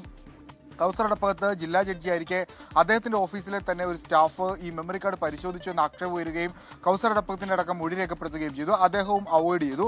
അതിന് പിന്നാലെയാണ് ഇപ്പോൾ മൂന്നാമത്തെ ബെഞ്ചിലേക്ക് എത്തുന്നത്. ജസ്റ്റിസ് CS ഡയസിന്റെ ബെഞ്ചിലേക്കാണ് എത്തുക. അതിൽ ഇനിയിപ്പോൾ പ്രോസിക്യൂഷൻ എന്ത് മറുപടി നൽകാൻ പോകുന്നു എന്നുള്ളതാണ് ഏറെ ശ്രദ്ധേയം. അതായത് അന്വേഷണം വേണമെന്നാണോ ആവശ്യം, അംഗീകരിക്കുമോ, അതല്ലെങ്കിൽ അന്വേഷണം തുടരാം, അല്ലെങ്കിൽ പുതിയ സംഘം രൂപീകരിക്കാമെന്ന് പ്രോസിക്യൂഷൻ നിലപാടെടുക്കുമോ എന്നുള്ളതാണ് ഏറെ ശ്രദ്ധേയമായിട്ടുള്ള കാര്യം. പ്രോസിക്യൂഷൻ കഴിഞ്ഞ തവണയൊക്കെ ഹർജി പരിഗണിച്ച ഘട്ടത്തിൽ ഒരൽപ്പം സാവകാശം തേടിയിരുന്നു. ഒരുപക്ഷെ ഇന്ന് ആ സാവകാശം നൽകാനുള്ള ഒരു സാധ്യത കൂടിയുണ്ട്. അമൽ, എന്തായാലും മെമ്മറി കാർഡിലെ ഹാഷ് വാല്യൂ മാറിയതിൽ പുനരന്വേഷണം ആവശ്യപ്പെട്ടാണ് അതിജീവിത ഹൈക്കോടതിയെ സമീപിച്ചിരിക്കുന്നത്. വാർത്തയുടെ വിശദാംശങ്ങളാണ് വിഷ്ണു സുരേഷ് കൊച്ചിയിൽ നിന്ന് നൽകിയത്. നമുക്ക് മറ്റൊരു റിപ്പോർട്ടിലേക്ക് പോകാം. മധ്യപ്രദേശിൽ നിന്നുള്ള രാജ്യസഭാ സ്ഥാനാർത്ഥിത്വം തള്ളിയതിനെതിരെ മീനാക്ഷി നടരാജൻ നൽകിയ ഹർജി സുപ്രീം കോടതി ഇന്ന് പരിഗണിക്കും. ജസ്റ്റിസുമാരായ പ്രശാന്ത് കുമാർ മിശ്ര AS, ചന്ദൂർക്കർ എന്നിവരുടെ ബെഞ്ചാണ് ഹർജി പരിഗണിക്കുക. അടിയന്തരമായി വിഷയം പരിഗണിക്കണമെന്ന് മീനാക്ഷി നടരാജൻ ആവശ്യപ്പെട്ടതോടെയാണ് ഇന്ന് പരിഗണിക്കാനായി കോടതി തീരുമാനിച്ചത്. വിവരങ്ങളുമായി ബൽറാം നെടുങ്ങാടിയാണ് ചേരുന്നത്. Balram, very good morning. എന്തായാലും അടിയന്തരമായി ഹർജി പരിഗണിക്കണമെന്ന ആവശ്യം അത് കോടതി മാനിക്കുന്നു. വിവരങ്ങൾ. വെരി ഗുഡ് മോർണിംഗ് ക്രിസ്റ്റീന, അമൽ. ഏറെ നിർണായകവും ഒപ്പം തന്നെ സങ്കീർണവുമായ ഒരു കേസാണ് ഇന്ന് സുപ്രീം കോടതിക്ക് മുന്നിൽ എത്തുന്നത്. മധ്യപ്രദേശിൽ നിന്നുള്ള തന്റെ രാജ്യസഭാ സ്ഥാനാർത്ഥിത്വം തള്ളിയതിനെതിരെ കോൺഗ്രസ് നേതാവ് മീനാക്ഷി നടരാജൻ സമർപ്പിച്ച ഹർജി, അതാണ് സുപ്രീം കോടതിക്ക് മുന്നിൽ എത്തുന്നത്. അത് അടിയന്തരമായി പരിഗണിക്കണമെന്ന് ഇന്നലെ ആവശ്യപ്പെട്ടിരുന്നു. എന്നാൽ ഇന്ന് പരിഗണിക്കാൻ മാറ്റിവെക്കുകയായിരുന്നു. അതേസമയം ഇന്ന് ആകുമ്പോഴേക്കും മധ്യപ്രദേശിലെ 3 സീറ്റുകളിലെയും സ്ഥാനാർത്ഥികളെ, BJPയുടെ സ്ഥാനാർത്ഥികളെ വിജയികളായി പ്രഖ്യാപിച്ചിരിക്കുന്നു എന്നുള്ളൊരു സങ്കീർണ സാഹചര്യം നിലനിൽക്കുന്നുണ്ട്. അതുതന്നെയാണ് ഈ കേസിനെ ഏറെ നിർണായകമായി മാറ്റുന്നതും. ജസ്റ്റിസുമാരായ പ്രശാന്ത് കുമാർ മിശ്ര, AS ചന്ദൂക്കർ എന്നിവരുടെ ബെഞ്ചാണ് ഹർജി പരിഗണിക്കുക. ഈ വിഷയത്തിൽ തന്റെ നാമനിർദ്ദേശ പത്രിക തള്ളിയ തീരുമാനം അത് നിയമവിരുദ്ധമാണ് എന്നാണ് മീനാക്ഷി നടരാജനും കോൺഗ്രസും ഉന്നയിക്കുന്ന ഒരു കാര്യം എന്നുള്ളത്. സാധാരണ നിലയിൽ ഇത്തരത്തിൽ രജിസ്റ്റർ ചെയ്ത കേസുകൾ മാത്രമാണ് ഈ നാമനിർദ്ദേശ പത്രികയ്ക്കൊപ്പം സമർപ്പിക്കേണ്ടത് കേസിന്റെ വിശദാംശങ്ങളായി. എന്നാൽ ഈ വിഷയത്തിൽ തെലങ്കാനയിൽ ഉള്ള കേസിനെ സംബന്ധിച്ചിടത്തോളം അത് പ്രാഥമിക അന്വേഷണം നടന്നു വരിക മാത്രമാണ് എന്നുള്ളതാണ്. ഈ ചട്ടമാണ് മുൻകാലങ്ങളിലെല്ലാം തന്നെ പിന്തുടരുന്നത് എന്നും. എന്നാൽ ഇത്തരത്തിൽ ഈ കേസിന്റെ വിശദാംശങ്ങൾ നാമനിർദ്ദേശ പത്രികയിൽ സമർപ്പിച്ചില്ല എന്നതിന്റെ പേരിൽ മീനാക്ഷി നടരാജന്റെ നാമനിർദ്ദേശ പത്രിക തള്ളിയത് അത് തെറ്റായ ഒരു കീഴ്വഴക്കമാണ്, നിയമവിരുദ്ധമായ ഒരു നടപടിയാണ് എന്നുള്ളതാണ് കോൺഗ്രസ് ചൂണ്ടിക്കാണിക്കുന്നത്. എന്തായാലും ഈ വിഷയത്തിൽ കോടതി എന്ത് തീരുമാനമെടുക്കും എന്നുള്ളത് നിർണായകമായി മാറും. നിലവിൽ തന്നെ BJPയുടെ 3 സ്ഥാനാർത്ഥികളെയും തെരഞ്ഞെടുക്കപ്പെട്ട ഒരു പശ്ചാത്തലത്തിൽ ഈ സമയപരിധി അവസാനിക്കുന്ന ഘട്ടത്തിൽ മറ്റ് സ്ഥാനാർത്ഥികൾ ഇല്ലാത്തതിനെ തുടർന്നാണ് BJPയുടെ 3 സ്ഥാനാർത്ഥികളും തെരഞ്ഞെടുക്കപ്പെടുന്ന സാഹചര്യം ഉണ്ടായത്. ആ വിഷയത്തിൽ എന്തായിരിക്കും തുടർ നടപടി എന്നുള്ളതും ഏറെ നിർണായകമായി മാറും. എന്തായാലും ഇന്ന് രാജ്യം തന്നെ ഉറ്റുനോക്കുന്ന ഒരു കേസാണ് സുപ്രീം കോടതി പരിഗണിക്കുന്നത്. ക്രിസ്റ്റീന, അമൽ. അതെ, എന്തായാലും ഈ വിഷയത്തിൽ എന്തായിരിക്കും കോടതി പറയുന്നത് എന്ന് നമ്മൾ ഉറ്റുനോക്കുകയാണ്. ബൽറാം നെടുങ്ങാടിയാണ് ഡൽഹിയിൽ നിന്ന് വിശദാംശങ്ങളുമായി ചേർന്നത്. മറ്റൊരു വാർത്തയിലേക്കാണ്. കോഴിക്കോട് പന്തീരാങ്കാവിൽ 10 ലക്ഷം രൂപ വില വരുന്ന നിരോധിത പുകയില ഉൽപ്പന്നങ്ങളുമായി ഒരാൾ ഡാൻസ് ഓഫ് പിടിയിലായിട്ടുണ്ട്. കാറിന്റെ ഡിക്കിയിൽ നിരോധിത പുകയില ഉൽപ്പന്നങ്ങൾ കടത്താൻ ശ്രമിക്കുകയായിരുന്നു ഇയാൾ. അനീഷ് ദേവസിയുണ്ട് കോഴിക്കോട് നിന്ന്. അനീഷ്, ഇത് എങ്ങോട്ടേക്ക് എത്തിക്കാനുള്ള ശ്രമമായിരുന്നു? എന്തൊക്കെയാണ് മറ്റു വിവരങ്ങൾ? അമൽ, കോഴിക്കോട് പന്തീരങ്കാവ് ടോൾ പ്ലാസയിലാണ് ഇപ്പോൾ നിരോധിത പുകയില ഉൽപ്പന്നങ്ങൾ പിടികൂടിയിരിക്കുന്നത്. മംഗലാപുരം സ്വദേശിയ അബ്ദുൾ സക്കീർ എന്ന ആളാണ് ഇപ്പോൾ പിടിയിലായിരിക്കുന്നത്. ഈ പന്തീരങ്കാവ് പോലീസിനും അതുപോലെ ഡാൻസ് ഓഫ് സംഘത്തിനും ഒരു രഹസ്യ വിവരം ലഭിച്ചിരുന്നു. അതിന്റെ അടിസ്ഥാനത്തിൽ ഇന്ന് പുലർച്ചെ ഈ പന്തീരങ്കാവ് ടോൾ പ്ലാസയിൽ നടത്തിയ ഒരു പരിശോധനയിലാണ് ഇദ്ദേഹത്തിന്റെ കാറിന്റെ ഡിക്കിയിൽ നിന്നും ഈ അതീവ രഹസ്യമായി സൂക്ഷിച്ചിരുന്ന ഈ പുകയില ഉൽപ്പന്നങ്ങൾ അപ്പോൾ പിടികൂടിയിരിക്കുന്നത്. വിപണിയിൽ ഇതിന് ഏകദേശം 10 ലക്ഷം രൂപയോളം വില വരുമെന്നാണ് പോലീസിൽ നമുക്ക് ലഭിക്കുന്ന ഒരു വിവരം. മൈസൂരിൽ നിന്നാണ് ഇദ്ദേഹം ഇത്രയും ലഹരി വസ്തുക്കൾ കാറിൽ കയറ്റിയെന്നാണ് ഇപ്പോൾ ഇപ്പോൾ മൊഴി നൽകിയിരിക്കുന്ന ഈ മംഗലാപുരം വഴി എറണാകുളത്തേക്ക് കടത്താനുള്ള ഒരു പ്ലാനായിരുന്നു. നിലവിൽ ഈ പന്തീരാങ്കാവ് പോലീസിനും അതുപോലെ ഡാൻസ് ഓഫ് സംഘത്തിനും ഒരു രഹസ്യ വിവരം കിട്ടിയിരുന്നു. അതിന്റെ അടിസ്ഥാനത്തിൽ ഇന്ന് പുലർച്ചെ ഈ ടോൾ പ്ലാസയിൽ നടത്തിയ ഒരു പരിശോധനയിലാണ് ഇപ്പോൾ പ്രതി പിടിയിലായിരിക്കുന്നത്. നിലവിൽ പ്രതിയെ ഇപ്പോൾ പന്തീരങ്കാവ് പോലീസ് സ്റ്റേഷനിൽ വിശദമായ ഒരു ചോദ്യം ചെയ്യൽ നടത്തിയാണ്. അതിനുശേഷം മാത്രമേ ഇതിന്റെ ഉറവിടം എവിടെ നിന്നാണ് ഇദ്ദേഹത്തിന് ലഭിച്ചതെന്ന വിവരങ്ങൾ ലഭ്യമാകുകയുള്ളൂ. അമൽ. ശരി, അനീഷ് ദേവസിയാണ് കോഴിക്കോട് നിന്ന് വിവരങ്ങൾ നൽകിയത്. സംസ്ഥാനത്ത് ഇന്നും ശക്തമായ മഴ തുടരും. ഇന്ന് 8 ജില്ലകളിൽ മഴ മുന്നറിയിപ്പുണ്ട്. എറണാകുളം, ഇടുക്കി ജില്ലകളിൽ ഓറഞ്ച് അലർട്ടാണ് പ്രഖ്യാപിച്ചിരിക്കുന്നത്. വിവരങ്ങളുമായി അലക്സ് റാം മുഹമ്മദാണ് തിരുവനന്തപുരത്ത് നിന്ന് ചേരുന്നത്.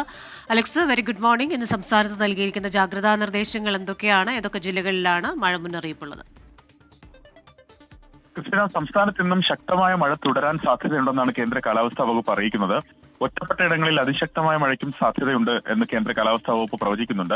ഇന്ന് 8 ജില്ലകളിലാണ് മഴ മുന്നറിയിപ്പ് നൽകിയിട്ടുള്ളത്. എറണാകുളം, ഇടുക്കി ജില്ലകളിൽ ഓറഞ്ച് അലർട്ട് പ്രഖ്യാപിച്ചിട്ടുണ്ട്. പത്തനംതിട്ട, ആലപ്പുഴ, കോട്ടയം, തൃശൂർ, കണ്ണൂർ, കാസർഗോഡ് ജില്ലകളിൽ യെല്ലോ മുന്നറിയിപ്പ് നൽകിയിട്ടുണ്ട്. മലയോര മേഖലകളിൽ ശക്തമായ മഴയ്ക്ക് സാധ്യതയുണ്ട്. അതായത് മഴ കനക്കാൻ സാധ്യത നിലനിൽക്കുന്നുവെന്ന് കേന്ദ്ര കാലാവസ്ഥാ വകുപ്പ് അറിയിക്കുന്നു. മണിക്കൂറിൽ 40 മുതൽ 50 കിലോമീറ്റർ വരെ വേഗതയിൽ ശക്തമായ കാറ്റിനും സാധ്യതയുണ്ട്. പൊതുജനങ്ങൾ ജാഗ്രത പാലിക്കണമെന്ന മുന്നറിയിപ്പ് കൂടി കേന്ദ്ര കാലാവസ്ഥാ വകുപ്പ് നൽകുന്നുണ്ട്.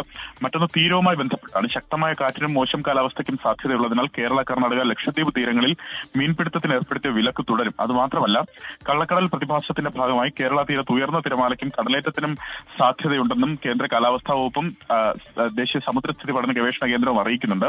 1 മീറ്ററിന് മുകളിലൊക്കെ ഉയരം വരുന്ന രീതിയിൽ തിരമാലകൾ ഉയരാൻ സാധ്യതയുണ്ടെന്നാണ് മുന്നറിയിപ്പ്. തീരദേശവാസികളും മത്സ്യത്തൊഴിലാളികളും ജാഗ്രത പാലിക്കണമെന്ന മുന്നറിയിപ്പ് നൽകുന്നുണ്ട്. മറ്റൊരു പ്രധാനപ്പെട്ട കാര്യം, അടുത്ത 3 മണിക്കൂറിൽ സംസ്ഥാനത്തെ വിവിധ ജില്ലകളിൽ ഓറഞ്ച് മുന്നറിയിപ്പ് നൽകിയിട്ടുണ്ട്. മഴയുമായി ബന്ധപ്പെട്ടത് ടൈംലി അലർട്ടാണ്. തിരുവനന്തപുരം, കൊല്ലം ജില്ലകളിലാണ് അടുത്ത 3 മണിക്കൂറിൽ ഒരുപക്ഷെ അതിശക്തമായ മഴയ്ക്ക് സാധ്യത നിലനിൽക്കുന്നത്.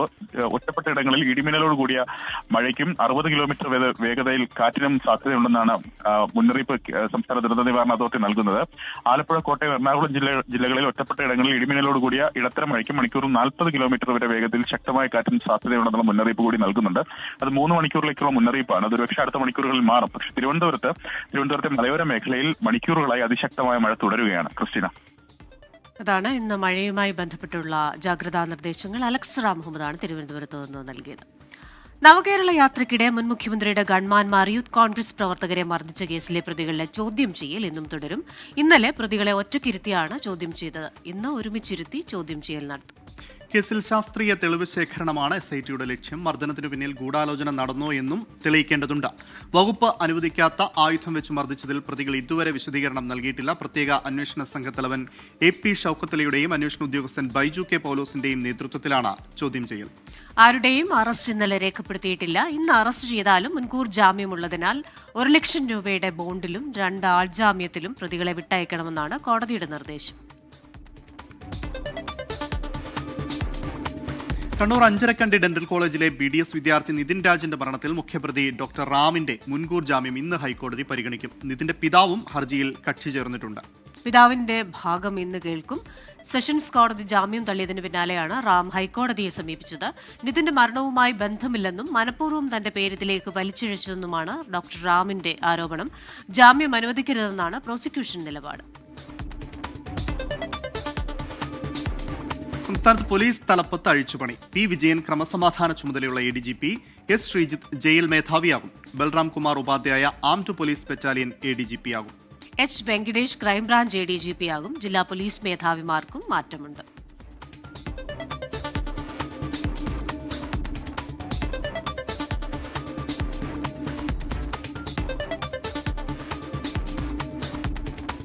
വടകര കാഫിർ സ്ക്രീൻഷോട്ട് കേസിൽ ഇടത് സൈബർ ഗ്രൂപ്പുകൾ കേന്ദ്രീകരിച്ചുള്ള അന്വേഷണം പുരോഗമിക്കുകയാണ്. കൂടുതൽ ഗ്രൂപ്പ് അഡ്മിന്മാരെ ചോദ്യം ചെയ്യാനുള്ള നീക്കത്തിലാണ് SIT. അതേസമയം ഡിവൈഎഫ്ഐ പ്രവർത്തകരെ കേസിൽ പ്രതി ചേർക്കാൻ ശ്രമം നടക്കുന്നുവെന്നാരോപിച്ച് SIT സംഘത്തിനെതിരെ ഡിവൈഎഫ്ഐ കോഴിക്കോട് ജില്ലാ കമ്മിറ്റി രംഗത്ത് വന്നിട്ടുണ്ട്. മൊഴിയെടുക്കാൻ വിളിച്ചുവരുത്തി ഭീഷണിപ്പെടുത്തുന്നുവെന്നും കുറ്റം സമ്മതിക്കാൻ സമ്മർദ്ദം ചെലുത്തുന്നുവെന്നുമാണ് ഡിവൈഎഫ്ഐയുടെ ആരോപണം. കാഫിർ സ്ക്രീൻഷോട്ട് ഷെയർ ചെയ്യപ്പെട്ട വാട്സ്ആപ്പ് ഗ്രൂപ്പായ വടകര സ്ക്വാഡിലെ കൂടുതൽ പേരെ SIT അടുത്ത ദിവസം ചോദ്യം ചെയ്യും. ഡിവൈഎഫ്ഐ നേതാക്കളായ റിബേഷ് രാമകൃഷ്ണൻ, ജിതിൻ ഭാസ്കർ, അമൽ, റിജേഷ്, മനേഷ് എന്നിവരിൽ നിന്നും കഴിഞ്ഞ ദിവസം മൊഴിയെടുത്തിരുന്നു. സ്ക്രീൻഷോട്ട് ആരാണ് നിർമ്മിച്ചതെന്ന് കണ്ടെത്താൻ ഇതുവരെ അന്വേഷണ സംഘത്തിന് കഴിഞ്ഞിട്ടില്ല. അഹമ്മദാബാദ് എയർ ഇന്ത്യ AI-171 വിമാനാപകടത്തിന് ഇന്നേക്ക് ഒരു വർഷം. ഇന്ത്യൻ വ്യോമയാന ചരിത്രത്തിലെ ഏറ്റവും ദാരുണമായ ദുരന്തങ്ങളിലൊന്നായിരുന്നു 2025 ജൂൺ 12 ഗുജറാത്തിലെ അഹമ്മദാബാദിലുണ്ടായ എയർ ഇന്ത്യ AI-171 വിമാനാപകടം. ബോയിംഗ് ഡ്രീം ലൈനർ വിമാനങ്ങളുടെ ചരിത്രത്തിലെ ആദ്യത്തെ മാരകമായ അപകടമായിരുന്നു ഇത്.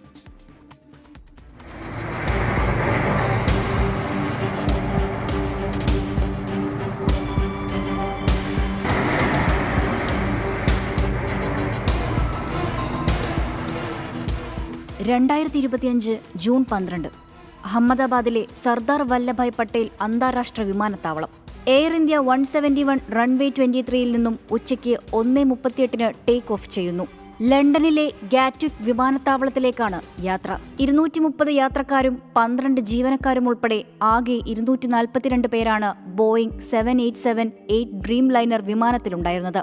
ടേക്ക് ഓഫ് ചെയ്ത് കൃത്യം 3 സെക്കൻഡുകൾക്ക് ശേഷം 2 എഞ്ചിനുകളിലേക്കുമുള്ള ഇന്ധന നിയന്ത്രണ സ്വിച്ചുകൾ ഒന്നിനു പുറകെ ഒന്നായി റൺ പൊസിഷനിൽ നിന്നും കട്ട് ഓഫ് പൊസിഷനിലേക്ക് മാറ്റപ്പെട്ടു. പൈലറ്റുമാർ അടിയന്തര മെയ് ഡേ സന്ദേശം അയച്ചു. പക്ഷേ പറന്നുയർന്ന് 32 സെക്കൻഡുകൾ കഴിഞ്ഞപ്പോൾ വിമാനത്താവളത്തിൽ നിന്നും 1.7 കിലോമീറ്റർ അകലെയുള്ള BJ മെഡിക്കൽ കോളേജ് ഹോസ്റ്റൽ സമുച്ചയത്തിനു മുകളിലേക്ക് വിമാനം തകർന്നു വീണു. വൻ തീപിടുത്തമുണ്ടായി. ഹോസ്റ്റൽ കെട്ടിടങ്ങൾക്കും പരിസര പ്രദേശങ്ങൾക്കും കനത്ത നാശനഷ്ടങ്ങൾ സംഭവിച്ചു. വിമാനത്തിലുണ്ടായിരുന്ന 242 പേരിൽ 12 ജീവനക്കാരും 229 യാത്രക്കാരും മരണപ്പെട്ടു. ഗുജറാത്ത് മുൻ മുഖ്യമന്ത്രി വിജയ് റൂപാണിയും മരിച്ചവരിൽ ഉൾപ്പെട്ടു. എമർജൻസി എക്സിറ്റിനരികെ 11A സീറ്റിലിരുന്ന വിശ്വാസ് കുമാർ രമേശ് എന്ന 40-കാരനായ ബ്രിട്ടീഷ് പൗരൻ മാത്രമാണ് അത്ഭുതകരമായി രക്ഷപ്പെട്ടത്.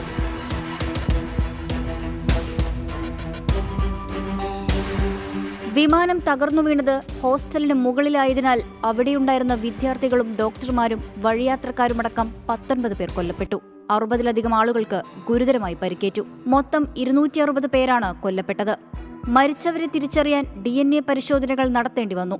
എയർക്രാഫ്റ്റ് ആക്സിഡന്റ് ഇൻവെസ്റ്റിഗേഷൻ ബ്യൂറോയാണ് അപകടത്തെക്കുറിച്ച് അന്വേഷണം നടത്തിയത്. വിമാനം ടേക്ക് ഓഫ് ചെയ്ത ഉടനുണ്ടായ പരിഭ്രാന്തിയിൽ പൈലറ്റിന് സംഭവിച്ച ഗുരുതരമായ പിഴവോ മനഃപൂർവ്വമായ നടപടിയോ മൂലമാണ് എഞ്ചിനുകൾ ഓഫായതെന്നാണ് അന്വേഷണത്തിലെ കണ്ടെത്തൽ. Research desk 24. അഹമ്മദാബാദ് വിമാനാപകടം നടന്ന ഒരു വർഷത്തിന് ശേഷവും അന്വേഷണ റിപ്പോർട്ട് പുറത്തുവിട്ടിട്ടില്ല. എഞ്ചിൻ നിർമ്മാതാക്കളിൽ നിന്നുള്ള ഫലത്തിനായി കാത്തിരിക്കുന്നുവെന്നാണ് ലഭിക്കുന്ന സൂചന. അപകടത്തിന്റെ കാരണക്കാരൻ പൈലറ്റ് സുമന്ത് സബർവാൾ ആണെന്ന് സ്ഥാപിക്കാനുള്ള ശ്രമം ഇക്കാലത്ത് വ്യാപകമായി നടന്നു. ബോയിംഗ് കമ്പനിക്ക് നേരെ ചോദ്യങ്ങൾ ഉയർത്തുന്ന പല തെളിവുകളും ഉയർന്നു വന്നിട്ടുണ്ട്. വിമാനത്തിന്റെ ഫ്യൂവൽ എഞ്ചിൻ സ്വിച്ച് അഥവാ ഇന്ധന സ്വിച്ച് അപകടത്തിന് തൊട്ടു മുമ്പ് ഓഫായി എന്ന് എയർക്രാഫ്റ്റ് ആക്സിഡന്റ് ഇൻവെസ്റ്റിഗേഷൻ ബ്യൂറോയുടെ പ്രാഥമിക അന്വേഷണ റിപ്പോർട്ടിൽ പറയുന്നു. അതെങ്ങനെ ഓഫായി എന്നതാണ് നമുക്കറിയേണ്ടത്. എന്തിനത് ഓഫ് ചെയ്തു എന്ന് ഒരു പൈലറ്റ് ചോദിക്കുന്നതും താൻ അങ്ങനെ ചെയ്തില്ല എന്ന് മറു പൈലറ്റ് മറുപടി നൽകുന്നതും ഈ റിപ്പോർട്ടിലുണ്ട്. പക്ഷേ ഇത് ആരോട് പറഞ്ഞു എന്ന കാര്യത്തിൽ ഒരു വ്യക്തതയുമില്ല. അതെന്തായാലും അന്തിമ അന്വേഷണ റിപ്പോർട്ട് പുറത്തുവരും മുമ്പ് തന്നെ ക്യാപ്റ്റൻ സുമിത് സബർവാളിനെ കുറ്റക്കാരനായി പ്രഖ്യാപിക്കുകയാണ് ചില അന്താരാഷ്ട്ര മാധ്യമങ്ങൾ. വാഷിംഗ്ടൺ ജേണലാണ് സുമിത് സബർവാൾ ഇന്ധന സ്വിച്ച് ഓഫ് ചെയ്തു എന്ന മട്ടിൽ ആദ്യം വാർത്ത നൽകിയത്. പൈലറ്റിന്റെ മാനസികാരോഗ്യം അടക്കമുള്ള കാര്യങ്ങളിൽ സംശയം പ്രചരിപ്പിച്ച് ടെലഗ്രാഫും വാർത്ത നൽകി. അപകടത്തിന് 2 വർഷം മുമ്പ് പൈലറ്റിന്റെ മാതാവ് മരണപ്പെട്ടതിനെ തുടർന്ന് അദ്ദേഹത്തിന് വിഷാദമുണ്ടായി എന്നുവരെയായി പ്രചാരണം. മാതാവിന്റെ മരണശേഷം 100-ലേറെ വിമാനങ്ങൾ പറത്തിയതോ പൈലറ്റുമാർക്കുള്ള ഏറ്റവും ഉയർന്ന ആരോഗ്യ പരിശോധനയായ ക്ലാസ് 1 ടെസ്റ്റ് 9 മാസം മുമ്പ് പാസ്സായതോ ഇവിടെ പരിഗണിക്കപ്പെട്ടില്ല. മകനെതിരായ ആരോപണങ്ങൾക്കെതിരെ 91-കാരനായ പിതാവ് പുഷ്കർ സബർവാളിന് സുപ്രീം കോടതി വരെ പോരാട്ടം നയിക്കേണ്ടി വന്നു. ബോയിംഗ് വിമാനങ്ങൾ അപകടത്തിൽപ്പെടുമ്പോൾ പൊടുന്നനെ പൈലറ്റിനെ കുറ്റക്കാരനാക്കുന്ന ചരിത്രം മുൻ അനുഭവങ്ങൾ നമുക്ക് മുന്നിലുണ്ട്. പക്ഷേ അഹമ്മദാബാദിൽ ചില ചോദ്യങ്ങൾ കമ്പനിക്ക് നേരെയുമുണ്ട്. ഒന്ന്, ഇതേ മോഡൽ വിമാനങ്ങളുടെ ഇന്ധന സ്വിച്ചുകളിൽ പ്രശ്നമുണ്ടെന്ന് ബോയിംഗ് കമ്പനി തന്നെ 2018 ഡിസംബറിൽ സമ്മതിച്ചതാണ്. അന്നത്തെ മുന്നറിയിപ്പ് എയർ ഇന്ത്യ അവഗണിച്ചെന്നത് മറ്റൊരു വസ്തുത. 2, 2019 ജനുവരിയിൽ ടോക്കിയോയിൽ നിന്ന് ഒസാക്കയിലേക്ക് പറന്ന ഇതേ മോഡൽ വിമാനം ടച്ച് ഡൗൺ ചെയ്തതിന് പിന്നാലെ ഇന്ധന സ്വിച്ച് തനിയെ ഓഫായി. ഈ വർഷം ഹീത്രൂവിൽ നിന്ന് ബംഗളൂരുവിലേക്കുള്ള എയർ ഇന്ത്യ വിമാനത്തിലും ഇന്ധന സ്വിച്ചിൽ പൈലറ്റുമാർ തകരാർ കണ്ടെത്തി. 3, അപകടമുണ്ടാക്കിയ അതേ വിമാനത്തിൽ മുൻപ് പലവട്ടം സാങ്കേതിക തകരാർ ഉണ്ടായതിന്റെയും ഇലക്ട്രിക്കൽ സിസ്റ്റത്തിന് തീപിടിച്ചതടക്കമുള്ള ചിത്രങ്ങൾ സഹിതം തെളിവുകൾ പുറത്തുവന്നു. അമേരിക്കൻ സെനറ്റിലെത്തിയ റിപ്പോർട്ട് നമുക്കെല്ലാം ലഭ്യമാണ്. 4, എഞ്ചിനുകൾ പ്രവർത്തിക്കാതിരിക്കുമ്പോൾ വിമാനത്തിൽ വൈദ്യുതി സപ്ലൈ നൽകാനുള്ള സംവിധാനമായ റാം എയർ ടർബൈൻ എഞ്ചിനുകൾ നിലയ്ക്ക് മുമ്പ് തന്നെ ആക്ടിവേറ്റ് ആയത് എങ്ങനെ? The most electric airline ever built എന്നാണ് ബോയിങ് 787 വിമാനങ്ങളെ വിശേഷിപ്പിക്കുന്നത്. മെക്കാനിക്കൽ സംവിധാനങ്ങൾക്ക് പകരം സെൻസറുകളും ഇലക്ട്രിക് സിഗ്നലുകളുമാണ് വിമാനത്തെ നിയന്ത്രിക്കുന്നത്. അതുകൊണ്ട് സാങ്കേതിക തകരാറുകൾ പലപ്പോഴും അപകടത്തിലേക്ക് നയിക്കാം.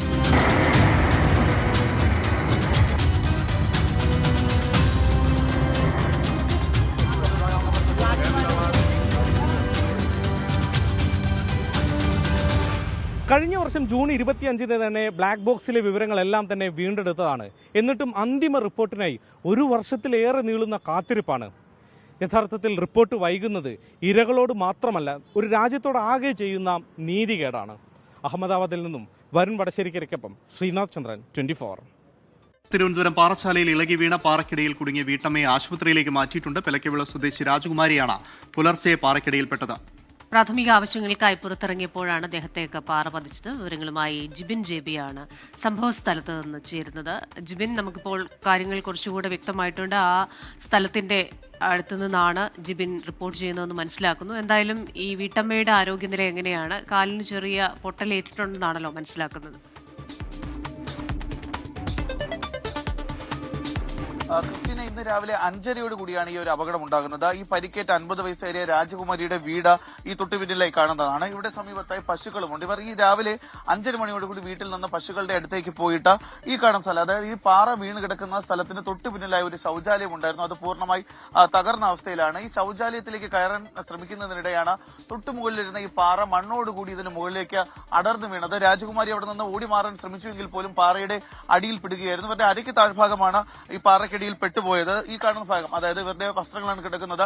ഈ കാണുന്ന ഭാഗത്താണ് അവരുടെ ശരീരം, കാലുകളും അതിന്റെ ഇടുപ്പ് വരെയുള്ള ഭാഗം പൂർണ്ണമായി പാറയ്ക്ക് അടിയിലേക്ക് അകപ്പെട്ടു പോകുന്ന സാഹചര്യം ഉണ്ടായത്. ആദ്യഘട്ടത്തിൽ നാട്ടുകാരും വീട്ടുകാരും പിന്നീട് പോലീസും പാറശാലയിൽ നിന്നെത്തിയ ഫയർഫോഴ്സും ചേർന്ന് രക്ഷാപ്രവർത്തനം നടത്താൻ ശ്രമിച്ചുവെങ്കിൽ പോലും ഈ പാറ വലുതായതുകൊണ്ട് തന്നെ അവർക്ക് സാധിച്ചില്ല. തുടർന്നാണ് ഈ മതിൽ പൊളിച്ചുകൊണ്ട് ഒരു JCB ഉള്ളിലേക്ക് കയറി പാറ അവിടെ നിന്ന് അതിന്റെ ഒരു കഷ്ണം അങ്ങോട്ടേക്ക് മാറ്റിയതിനു ശേഷമാണ് രാജകുമാരിയെ പുറത്തേക്ക് എടുക്കാൻ സാധിച്ചത്. ഇവരെ ഇപ്പോൾ കാരക്കോണം മെഡിക്കൽ കോളേജ് ആശുപത്രിയിലേക്ക് പ്രവേശിപ്പിച്ചിട്ടുണ്ട്. ഇവരെ കാലിൽ ഒരു പൊട്ടലുണ്ടെന്നാണ് ഇപ്പോൾ ആശുപത്രിയിൽ നിന്ന് മനസ്സിലാക്കാൻ സാധിച്ചിട്ടുണ്ട്. മറ്റു പരിശോധനകൾ നടന്നു വരികയാണ്. ഒരു പ്രദേശവാസി ഇപ്പോൾ നമ്മോടൊപ്പം ചേരുന്നുണ്ട്. ചേട്ടാ, ഈ എങ്ങനെയാണ് ഈ ഒരു അപകടം ഉണ്ടാകുന്നത്? രാവിലെ പ്രാഥമിക ആവശ്യങ്ങൾക്ക് വേണ്ടി ബാത്റൂം വന്നപ്പോഴാണ് ഈ സംഭവം ഉണ്ടായത്. അപ്പോഴത്തേക്ക് പാറ മറിഞ്ഞു വീഴുകയും കണ്ടോ ഈ പരിപൂർണമായിട്ട് അത് നശിക്കുകയും ചെയ്തു. അപ്പം ഇതേപോലെ പല വീടുകളും ഇതേ അവസ്ഥയിലാണ്.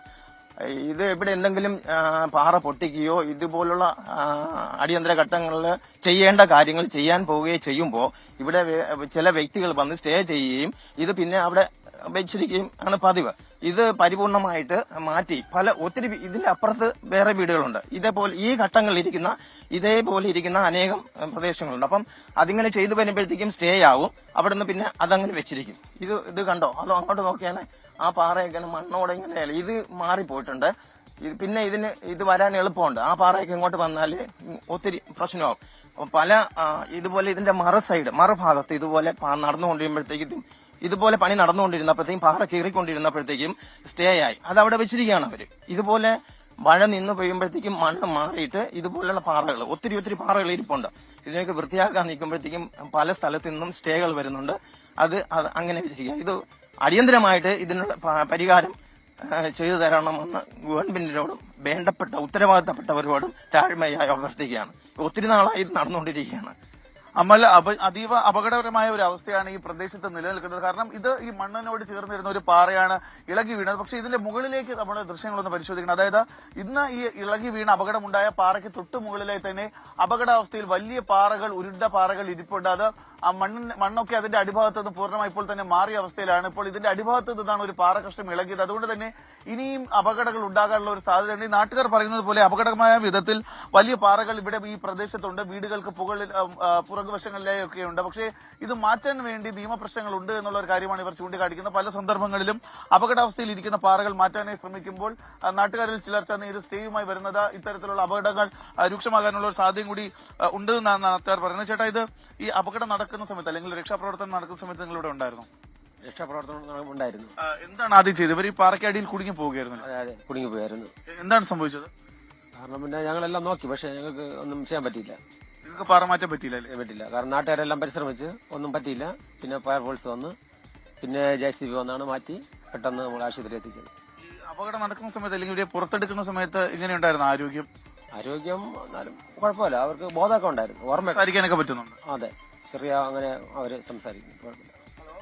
ക്രിസ്ത്യന, ഞാൻ നേരത്തെ പറഞ്ഞു, അതായത് ഈ പള്ളികൾ എന്ന് പറയുന്ന സ്ഥലത്ത് പള്ളികൾ CSI പള്ളിയുടെ അടുത്തുകൂടിയുള്ള ഒരു വഴിയിൽ കൂടിയാണ് ഇങ്ങോട്ടേക്ക് കടന്നു വരേണ്ടത്. ഇവിടെ ഈ തൊട്ടുപുറത്തായി കാണുന്നതാണ് ഇപ്പോൾ പരിക്കേറ്റ 50 വയസ്സുള്ള രാജകുമാരിയുടെ വീട്. രാവിലെ 5:30 മണിയോടുകൂടി ഇവർ ഇതിന് സമീപത്തായി തന്നെ ഒരു പശുവിന്റെ തൊഴുത്തുണ്ട് വീടിനോട് ചേർന്ന് തന്നെ. ഈ പശുക്കൾക്ക് ഭക്ഷണം കൊടുക്കുന്നതിന് വേണ്ടിയിട്ടാണ്, നമുക്ക് ആ ദൃശ്യങ്ങൾ കാണാം, 2 പശുക്കളാണുള്ളത്. ഈ പശുക്കൾക്ക് ഭക്ഷണം നൽകിയതിനു ശേഷം അതിനുശേഷമാണ് ഈ വീടിനോട് ചേർന്നുള്ള ശൗചാലയത്തിലേക്ക് ഇവർ പുറത്തേക്ക് വരുന്നത്. ആദ്യഘട്ടത്തിൽ ഇവർ ഇങ്ങോട്ടേക്ക് വന്നപ്പോൾ തന്നെ മണ്ണ് അടർന്നു വീഴുന്നത് ഇവരുടെ ശ്രദ്ധയിൽപ്പെട്ടു. പക്ഷേ ഇവിടെ നിന്ന് ഓടി മാറാൻ ശ്രമിക്കുന്നതിനിടയിലാണ് ഈ പാറക്കഷ്ണം ഇവർക്ക് മുകളിലേക്ക് പതിക്കുന്നത്. ഇവർക്ക് തൊട്ടുപിന്നില്ല, അതായത് ഈ പാറക്കഷ്ണം കിടക്കുന്നത് അവിടെ ഒരു ശൗചാലയം ഉണ്ടായിരുന്നു. ആ ശൗചാലയത്തിന് മുകളിലായിട്ടാണ് ഇപ്പോൾ ഈ പാറ പൂർണ്ണമായി പതിച്ചിരിക്കുന്നത്. ശൗചാലയം ആകെ തകർന്ന അവസ്ഥയിലാണ്. ആ തകർന്ന ശൗചാലയത്തിന്റെ അവിടെ നിന്ന് പുറത്തേക്ക് ഓടിക്കടക്കാൻ ശ്രമിക്കുന്നതിനിടെയാണ് ഈ പാറയുടെ ഈ കാണുന്ന ഒരു ഭാഗമുണ്ട്, ഇവരുടെ വസ്ത്രം ഇവിടെ ഇപ്പോഴും കിടക്കുന്നുണ്ട്, ഈ ഒരു ഭാഗത്താണ് ഇവർ കുടുങ്ങി കിടന്നത്. ഒരു ചിത്രമുണ്ട്, അതായത് പാറയ്ക്കടിയിൽ കിടക്കുന്ന രാജകുമാരി, ഇവരുടെ തലയുടെ ഭാഗം മാത്രമാണ് പുറത്തേക്ക് ഉണ്ടായിരുന്നത്. അത് താങ്ങി പിടിച്ചിരിക്കുന്ന ഭർത്താവിന്റെ ദൃശ്യങ്ങളൊക്കെ നേരത്തെ നമ്മൾ കണ്ടതാണ്. അങ്ങനെ ആ കടന്ന സ്ഥലം ഇവിടെയാണ്. പിന്നീട് നാട്ടുകാർ എത്തുന്നു, ഇവരുടെ വിളിയൊക്കെ കേട്ട് നാട്ടുകാർ ഇങ്ങോട്ടേക്ക് എത്തുന്നു. അവർ ആദ്യഘട്ടത്തിൽ പാറ മാറ്റുന്നതിന് വേണ്ടിയിട്ടുള്ള ശ്രമങ്ങൾ നടത്തി, പക്ഷെ അത് വിഫലമായിരുന്നു. കാരണം ഇത്രയും വലിയൊരു പാറയാണ്, പ്രദേശത്ത് വലിയ രീതിയിലുള്ള മഴയും ഉണ്ടായിരുന്നു. തുടർന്ന് നാട്ടുകാരാണ് പോലീസിനെ വിവരം അറിയിക്കുന്നത്. പാറശാല പോലീസും പാറശാലയിൽ നിന്ന് ഫയർഫോഴ്സിന്റെ യൂണിറ്റും ഇങ്ങോട്ടേക്ക് എത്തുന്നു. പോലീസിന്റെ ഫയർഫോഴ്സിന്റെ നേതൃത്വത്തിൽ ഈ പാറക്കഷ്ണം മാറ്റാൻ ശ്രമിച്ചുവെങ്കിൽ പോലും അത് നടന്നില്ല. പിന്നീടാണ് ഇവരുടെ പറമ്പിന് തൊട്ട് മുൻവശത്തായുള്ള ഈ കാണുന്ന ഒരു മതിലുണ്ട്, ആ മതിൽ പൊളിച്ചുകൊണ്ട് JCB അകത്തേക്ക് കയറ്റിയിട്ടാണ് പാറയ്ക്കടിയിൽ കുടുങ്ങിക്കിടന്ന രാജകുമാരി അല്പസമയം മുമ്പ് പുറത്തേക്ക് എടുത്തത്. ഏകദേശം അരമണിക്കൂർ മുമ്പാണ് ഇവരെ പുറത്തേക്ക് എടുത്തത്. ഇവർ ഇവിടെ നിന്ന് കാരക്കോട് മെഡിക്കൽ കോളേജ് ആശുപത്രിയിലാണ് ഇപ്പോൾ പ്രവേശിപ്പിച്ചിട്ടുള്ളത്. കാലിന് മാത്രമാണ് നിലവിൽ പരിക്കുള്ളത്, കാലിൽ പൊട്ടലുണ്ട്, മറ്റു പരിശോധനകൾ നടന്നു വരികയാണ്. ക്രിസ്റ്റീന ആൻഡാമൻ. ശരി, എന്തായാലും ആ ദൃശ്യങ്ങളിൽ നമുക്ക് കാണാം അപകടകരമായിട്ടുള്ള ഒരു സാഹചര്യം നിലനിൽക്കുന്ന ഒരു സ്ഥലമാണ്. വലിയൊരു പാറ മറിഞ്ഞു വീണു, പക്ഷേ അപ്പോഴും ഒരു പാറ മുകളിൽ ഇരിപ്പുണ്ട്. നാട്ടുകാർ ചില ആരോപണങ്ങളും ആക്ഷേപങ്ങളും ഒക്കെ മുന്നോട്ട് വയ്ക്കുന്നുണ്ട്. അവർ ഇത് പാറയൊക്കെ പൊട്ടിച്ചു മാറ്റാൻ ശ്രമിക്കുമ്പോൾ നിയമപരമായ ചില തടസ്സങ്ങളൊക്കെ ഉണ്ടാവുന്നല്ലേ. അതെ, രാവിലെ എന്തായാലും ഒരു അപകട വാർത്തയായിട്ടാണ് അത് വന്നതെങ്കിലും അടിയന്തര ശ്രദ്ധ, അധികൃതരുടെ ശ്രദ്ധ ആവശ്യമുള്ള ഒരു പ്രശ്നങ്ങളിലേക്ക് കൂടിയാണ് ഈ അപകടം വിരൽ ചൂണ്ടുന്നത്. എന്തായാലും അതിലൊരു പരിഹാരം, ശാശ്വത പരിഹാരം ഉണ്ടാകുമെന്ന് നമുക്ക് പ്രതീക്ഷിക്കാം. ജിബിൻ ജേവിയാണ് വിശദാംശങ്ങളുമായി ചേർന്നത്. എന്തായാലും നമുക്ക് ഫുട്ബോൾ ആവേശം, കേരളത്തിലെ ഒരു ഫുട്ബോൾ ആവേശം സംബന്ധിച്ച വാർത്തയിലേക്ക് നമുക്കിനി പോകാം. കാസർഗോഡ് നിന്നാണ്. കാസർഗോഡ് തായലങ്ങാടിയിൽ ലോകകപ്പ് ഫുട്ബോൾ ആവേശം അതിന്റെ പരകോടിയിലാണ്. പോർച്ചുഗൽ ഫ്രാൻസ് ആരാധകർക്ക് മറുപടിയുമായി ബ്രസീൽ ആരാധകർ 80 അടി നീളത്തിലുള്ള ബോർഡാണ് ഉയർത്തിയിരിക്കുന്നത്. ഇക്കുറി തങ്ങൾ കപ്പ് നിലനിർത്തുമെന്നും അതിനുശേഷം ഇതിനേക്കാളും വലിയ ബോർഡ് ഉയർത്തി ആഘോഷ പ്രകടനം നടത്തുമെന്നുമാണ് അർജന്റീന ആരാധകരുടെ പക്ഷം. പരസ്പരം അവകാശവാദങ്ങളുമായി ഇവിടെ ഫുട്ബോൾ ആവേശം അങ്ങനെ കൊട്ടിക്കയറുകയാണ്. പ്രദീപ് നാരായണൻ തയ്യാറാക്കിയ റിപ്പോർട്ടിലേക്ക്. ലോകകപ്പ് ഫുട്ബോളിന്റെ ആവേശത്തിലാണ് നാടും നഗരവും എല്ലാം. ഞാനിപ്പോൾ നിൽക്കുന്നത് തായലങ്ങാടിയിലാണ്. തായലങ്ങാടി യാഫ തായലങ്ങാടിയുടെ പ്രവർത്തകർ ഇപ്പോൾ പടുകൂറ്റൻ ഫ്ലക്സ് ആണ് ഇവിടെ സ്ഥാപിച്ചിരിക്കുന്നത്. ബ്രസീൽ ടീമിന്റെ 80 അടിയുള്ള ഫ്ലക്സ് ആണ് സ്ഥാപിച്ചിരിക്കുന്നത്. പക്ഷേ ഇവിടെ ബ്രസീലുകാരുണ്ട്, ഫ്രാൻസിന് ആരാധകരുണ്ട്, അതുപോലെ തന്നെ പോർച്ചുഗൽ, ഇംഗ്ലണ്ട്, അർജന്റീന തുടങ്ങിയവർക്കൊക്കെ ആരാധകരുണ്ട്. പക്ഷേ ഒരു ഫ്ലക്സിന് മാത്രം കുറവ് ഇവിടെ കാണുന്നുണ്ട്. എന്തായാലും നമുക്കിവിടെ ഒരു ആവേശം കാണാം. എങ്ങനെയുണ്ട് ഫുട്ബോളൊക്കെ? അതായത് ഇത് കാസർഗോഡ് റെയിൽവേ സ്റ്റേഷൻ റോഡിലുള്ള തായലങ്ങാടി എന്ന പ്രദേശമാണ്, യഫ തായലങ്ങാടിയുടെ കൂട്ടരാണ്. അപ്പോൾ ഇതിൽ മൊത്തം ഇപ്പോൾ ബ്രസീലിൻ്റെയും ഫ്രാൻസിൻ്റെയും പോർച്ചുഗലിൻ്റെയും പിന്നെ അർജന്റീനയുടെ ഒക്കെ എല്ലാവരുടെയും പിന്നെ ഫാൻസുകളാണ്. ഇപ്പോൾ നിങ്ങൾ നേരത്തെ കണ്ടതുപോലെ നമ്മുടെ ബ്രസീലിന്റെ കട്ടൗട്ട് കൊണ്ടുപോകുന്ന സമയത്ത് എല്ലാവരും ഒരുമിച്ച് കൊണ്ടാണ്, അത്രയ്ക്ക് ഐക്യമുള്ളതാണ്. അതായത് നിങ്ങൾ അങ്ങോട്ടും ഇങ്ങോട്ടും ഒരു വൈര്യമൊന്നുമില്ല. വൈര്യമതി ഇനിയാണ് വരാൻ പോകുന്നത്. കളി തുടങ്ങി കഴിഞ്ഞാൽ വൈര്യം ഉണ്ടാവും. വൈര്യമല്ല, അത് സ്പോർട്സ്മാൻ സ്പിരിറ്റോട് കൂടിയുള്ള ഒരു പിന്നെ വൈരായിരിക്കും, അല്ലാതെ പിന്നെ പകപോക്കലിന്റെ വൈരമല്ല. നിങ്ങളുടെ ഇതിന്റെ ആരാധകരാണ്? ഞാൻ ഫ്രാൻസിന്റെ എംബാപ്പയുടെ ആരാധകർ. കഴിഞ്ഞ വേൾഡ് കപ്പിൽ ഫൈനലിൽ അങ്ങനെ പോയപ്പോൾ ഒരു വിഷമമുണ്ടായില്ല? ഉണ്ടായിരുന്നു സത്യത്തിൽ. കാരണം കഴിഞ്ഞ 7 വേൾഡ് കപ്പുകളിൽ പിന്നെ 4 ഫൈനലിസ്റ്റും 2 കപ്പടിച്ചതാണ് ഫ്രാൻസ്. അപ്പോൾ ഈ നിലവിലുള്ള പഴയ കാലത്ത് പലർക്കും 5 കപ്പൊക്കെ കിട്ടിയിട്ടുണ്ട്. പക്ഷേ നിലവിൽ ഫ്രാൻസാണ് നല്ല മുമ്പിട്ട്. നിങ്ങളുടെ 5 കപ്പ് അടിച്ചു ബ്രസീല്, ഓരോരുത്തരും അടിച്ചിട്ടുണ്ട്. നിങ്ങളിപ്പോ ഇവര് 80 അടിയുടെ ഫ്ലക്സ് ആണ് ബ്രസീലുകാർ വെച്ചിട്ടുള്ളത്. നിങ്ങളുടെ ഞങ്ങൾ 80-ന് പകരം 160 അടിയുടേത് ചാമ്പ്യൻ ആയതിനു ശേഷം അവിടെ വെക്കും. ഫുട്ബോൾ കാണാറുണ്ടോ? ഏത് ടീമാ ഇഷ്ടം? ബ്രസീലാണ്. ഏത് കളിക്കാരനെ ഇഷ്ടം? ഒരു കാര്യം ചോദിച്ചോട്ടെ, നിങ്ങളുടെ അർജന്റീനക്കാരും കൊണ്ടോ? പക്ഷെ നിങ്ങൾ ബോർഡൊന്നും കാണുന്നില്ല. ബോർഡ് വരും, കപ്പടിച്ചതിന് ശേഷം ബോർഡ് വെക്കാൻ പ്ലാൻ. ഓൾറെഡി ഞങ്ങൾ ചാമ്പ്യന്മാരാണ്, ഞങ്ങൾക്ക് ഒരു ടെൻഷനും ഇല്ല. കഴിഞ്ഞ വർഷം അർജന്റീന സൗദി അറേബ്യയോടാണ് ആദ്യത്തെ മത്സരം. അതില്ല, അത് നോക്കണ്ട. അവർ നല്ല ടീമാണ്, സൗദിയും നല്ല ടീമാണ്. ആരും വില കുറച്ച് കാണാൻ പറ്റില്ല. പക്ഷേ കപ്പ് നമുക്ക് തന്നെ ഇപ്രാവശ്യം മെസ്സി മെസ്സി കപ്പ് മെസ്സി തൂക്കും കപ്പ് മെസ്സി എംബു ഡംബു ഒലി ഡു, അതായത് എംബാപ്പെ, ഡംബലെ, പിന്നെ ഒലീസെ, ഡു, ഈ ഒരു ത്രയത്തിനെ ആർക്കും അടുത്തൊന്നും തോപ്പിക്കാൻ പറ്റില്ല. ഈ ചെറുപ്പക്കാർക്കൊക്കെ CR7 ഭയങ്കര ഇഷ്ടമുള്ള കളിക്കാരനാണ്. പോർച്ചുഗലിലൊക്കെ എങ്ങനെയാ നിങ്ങൾ വില കുറച്ച് കാണുന്നുണ്ടോ? ഇല്ല, ആ മറ്റൊരു ആഗ്രഹം കൂടി ഉണ്ട്. കാരണം ലഭിക്കുന്നില്ലെങ്കിൽ പോർച്ചുഗലിന്റെ CR7 കിട്ടണമെന്നുള്ള ആഗ്രഹമുണ്ട്. കാരണം സ്പോർട്സ്മാൻ സ്പിരിറ്റാണ്. അതാണ് എന്തായാലും അങ്ങോട്ടും ഇങ്ങോട്ടും ആവേശത്തോടുകൂടി അവരുടെ ഇഷ്ട ടീമിന് വേണ്ടി ബാധിക്കുന്നുണ്ടെങ്കിൽ പോലും ഒരു സ്പോർട്സ്മാൻ സ്പിരിറ്റിന്റെ അതേ ആവേശവും വികാരവും ഉൾക്കൊണ്ടുകൊണ്ട് തന്നെയാണ് ഈ ലോകകപ്പ് ഫുട്ബോളിനെ തായലങ്ങാടിയിലെ യുവാക്കൾ യഫ തായലങ്ങാടിയുടെ പ്രവർത്തകർ കാണുന്നത്. അപ്പോൾ ആരാധകരുടെ ആവേശത്തിൽ നിന്ന് നമ്മൾ മറ്റൊരു വാർത്തയിലേക്ക് പോവുകയാണ്. കുന്നടിയിൽ ആശങ്ക നിലനിൽക്കുന്ന കാസർഗോഡ് ചെറുവത്തൂർ കുളങ്ങാട് മലയിൽ താൽക്കാലിക സുരക്ഷാ നടപടികൾ ഉടൻ ആരംഭിക്കും. വിള്ളലേറ്റ ഭാഗങ്ങളിൽ മണ്ണ് നിറച്ച് പ്ലാസ്റ്റിക് ഷീറ്റുകൾ ഉപയോഗിച്ച് മൂടി സംരക്ഷിക്കാനുള്ള പ്രവൃത്തിയാണ് നടത്തുക. 24 വാർത്തയ്ക്ക് പിന്നാലെയാണ് അധികൃതരുടെ ഇടപെടൽ.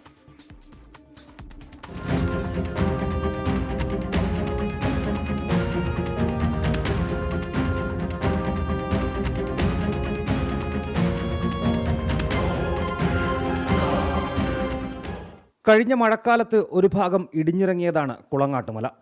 ഇപ്പോഴും അപകട ഭീഷണി ഉയർത്തി കുന്നിനു മുകളിൽ വലിയ വിള്ളൽ നിലനിൽക്കുന്ന പശ്ചാത്തലത്തിലാണ് സംരക്ഷണ പ്രവർത്തനങ്ങൾക്ക് അധികൃതർ തയ്യാറെടുക്കുന്നത്. കനത്ത മഴയിൽ വെള്ളം കുത്തിയൊലിച്ചാൽ വീണ്ടും കുന്നിടിയാനുള്ള സാധ്യതയുണ്ട്. നേരത്തെ ഇതു സംബന്ധിച്ച് 24 നൽകിയ വാർത്തയ്ക്ക് പിന്നാലെ ജില്ലാ കളക്ടറുടെ നിർദ്ദേശപ്രകാരം റവന്യൂ അധികൃതർ പ്രദേശം സന്ദർശിക്കുകയും അപകട ഭീഷണിയിലുള്ള 5ഓളം കുടുംബങ്ങളോട് അടിയന്തരമായി മാറി താമസിക്കാൻ ആവശ്യപ്പെടുകയും ചെയ്തിരുന്നു. എന്നാൽ മുൻപുണ്ടായ ദുരന്ത സമയങ്ങളിൽ അധികൃതർ നൽകിയ വാഗ്ദാനങ്ങളൊന്നും പാലിക്കാതെ എല്ലാ മഴക്കാലത്തും തങ്ങളെ ദുരിതാശ്വാസ ക്യാമ്പുകളിലേക്ക് മാറ്റുന്ന സ്ഥിരം രീതി അംഗീകരിക്കില്ലെന്ന നിലപാടിലാണ് ഇവിടുത്തുകാർ. നമ്മളോട് ഇടുന്ന് മാറാൻ പറ്റണം, ഞാൻ മാറൂല എന്ന് പറഞ്ഞതെന്ന് പറഞ്ഞാൽ ഇവർ ഒന്നും ചെയ്തു തരണം. അപ്പം ചെറുതങ്ങ് തുടങ്ങിയിട്ട് എന്നാൽ പിന്നെ ഞാൻ ഇവിടുന്ന് മാറാന്നില്ല ഇതിലാണ് പറഞ്ഞത്. ഇപ്പം അവർ മാറണം എന്നാണ് പറയുന്നത് 2 മാസത്തേക്ക്.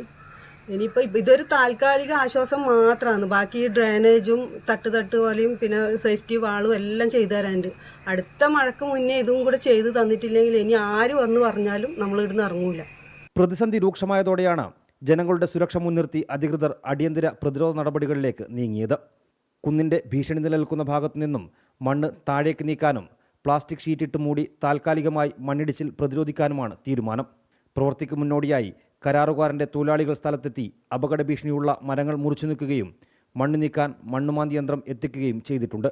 എന്നാൽ ഇത്തരം താൽക്കാലിക സംവിധാനങ്ങൾ കൊണ്ട് മാത്രം പ്രശ്നത്തിന് പരിഹാരമാകില്ലെന്നും കുന്നിന് താഴെ ശക്തമായ കോൺക്രീറ്റ് സംരക്ഷണ ഭിത്തി നിർമ്മിച്ചാൽ മാത്രമേ ശാശ്വത പരിഹാരം സാധ്യമാകുമെന്നുമാണ് നാട്ടുകാർ പറയുന്നത്. 24 കാസർഗോഡ്. ഈ റിപ്പോർട്ടോടെ ന്യൂസ് ബ്രേക്സ് പൂർണ്ണമാവുകയാണ്.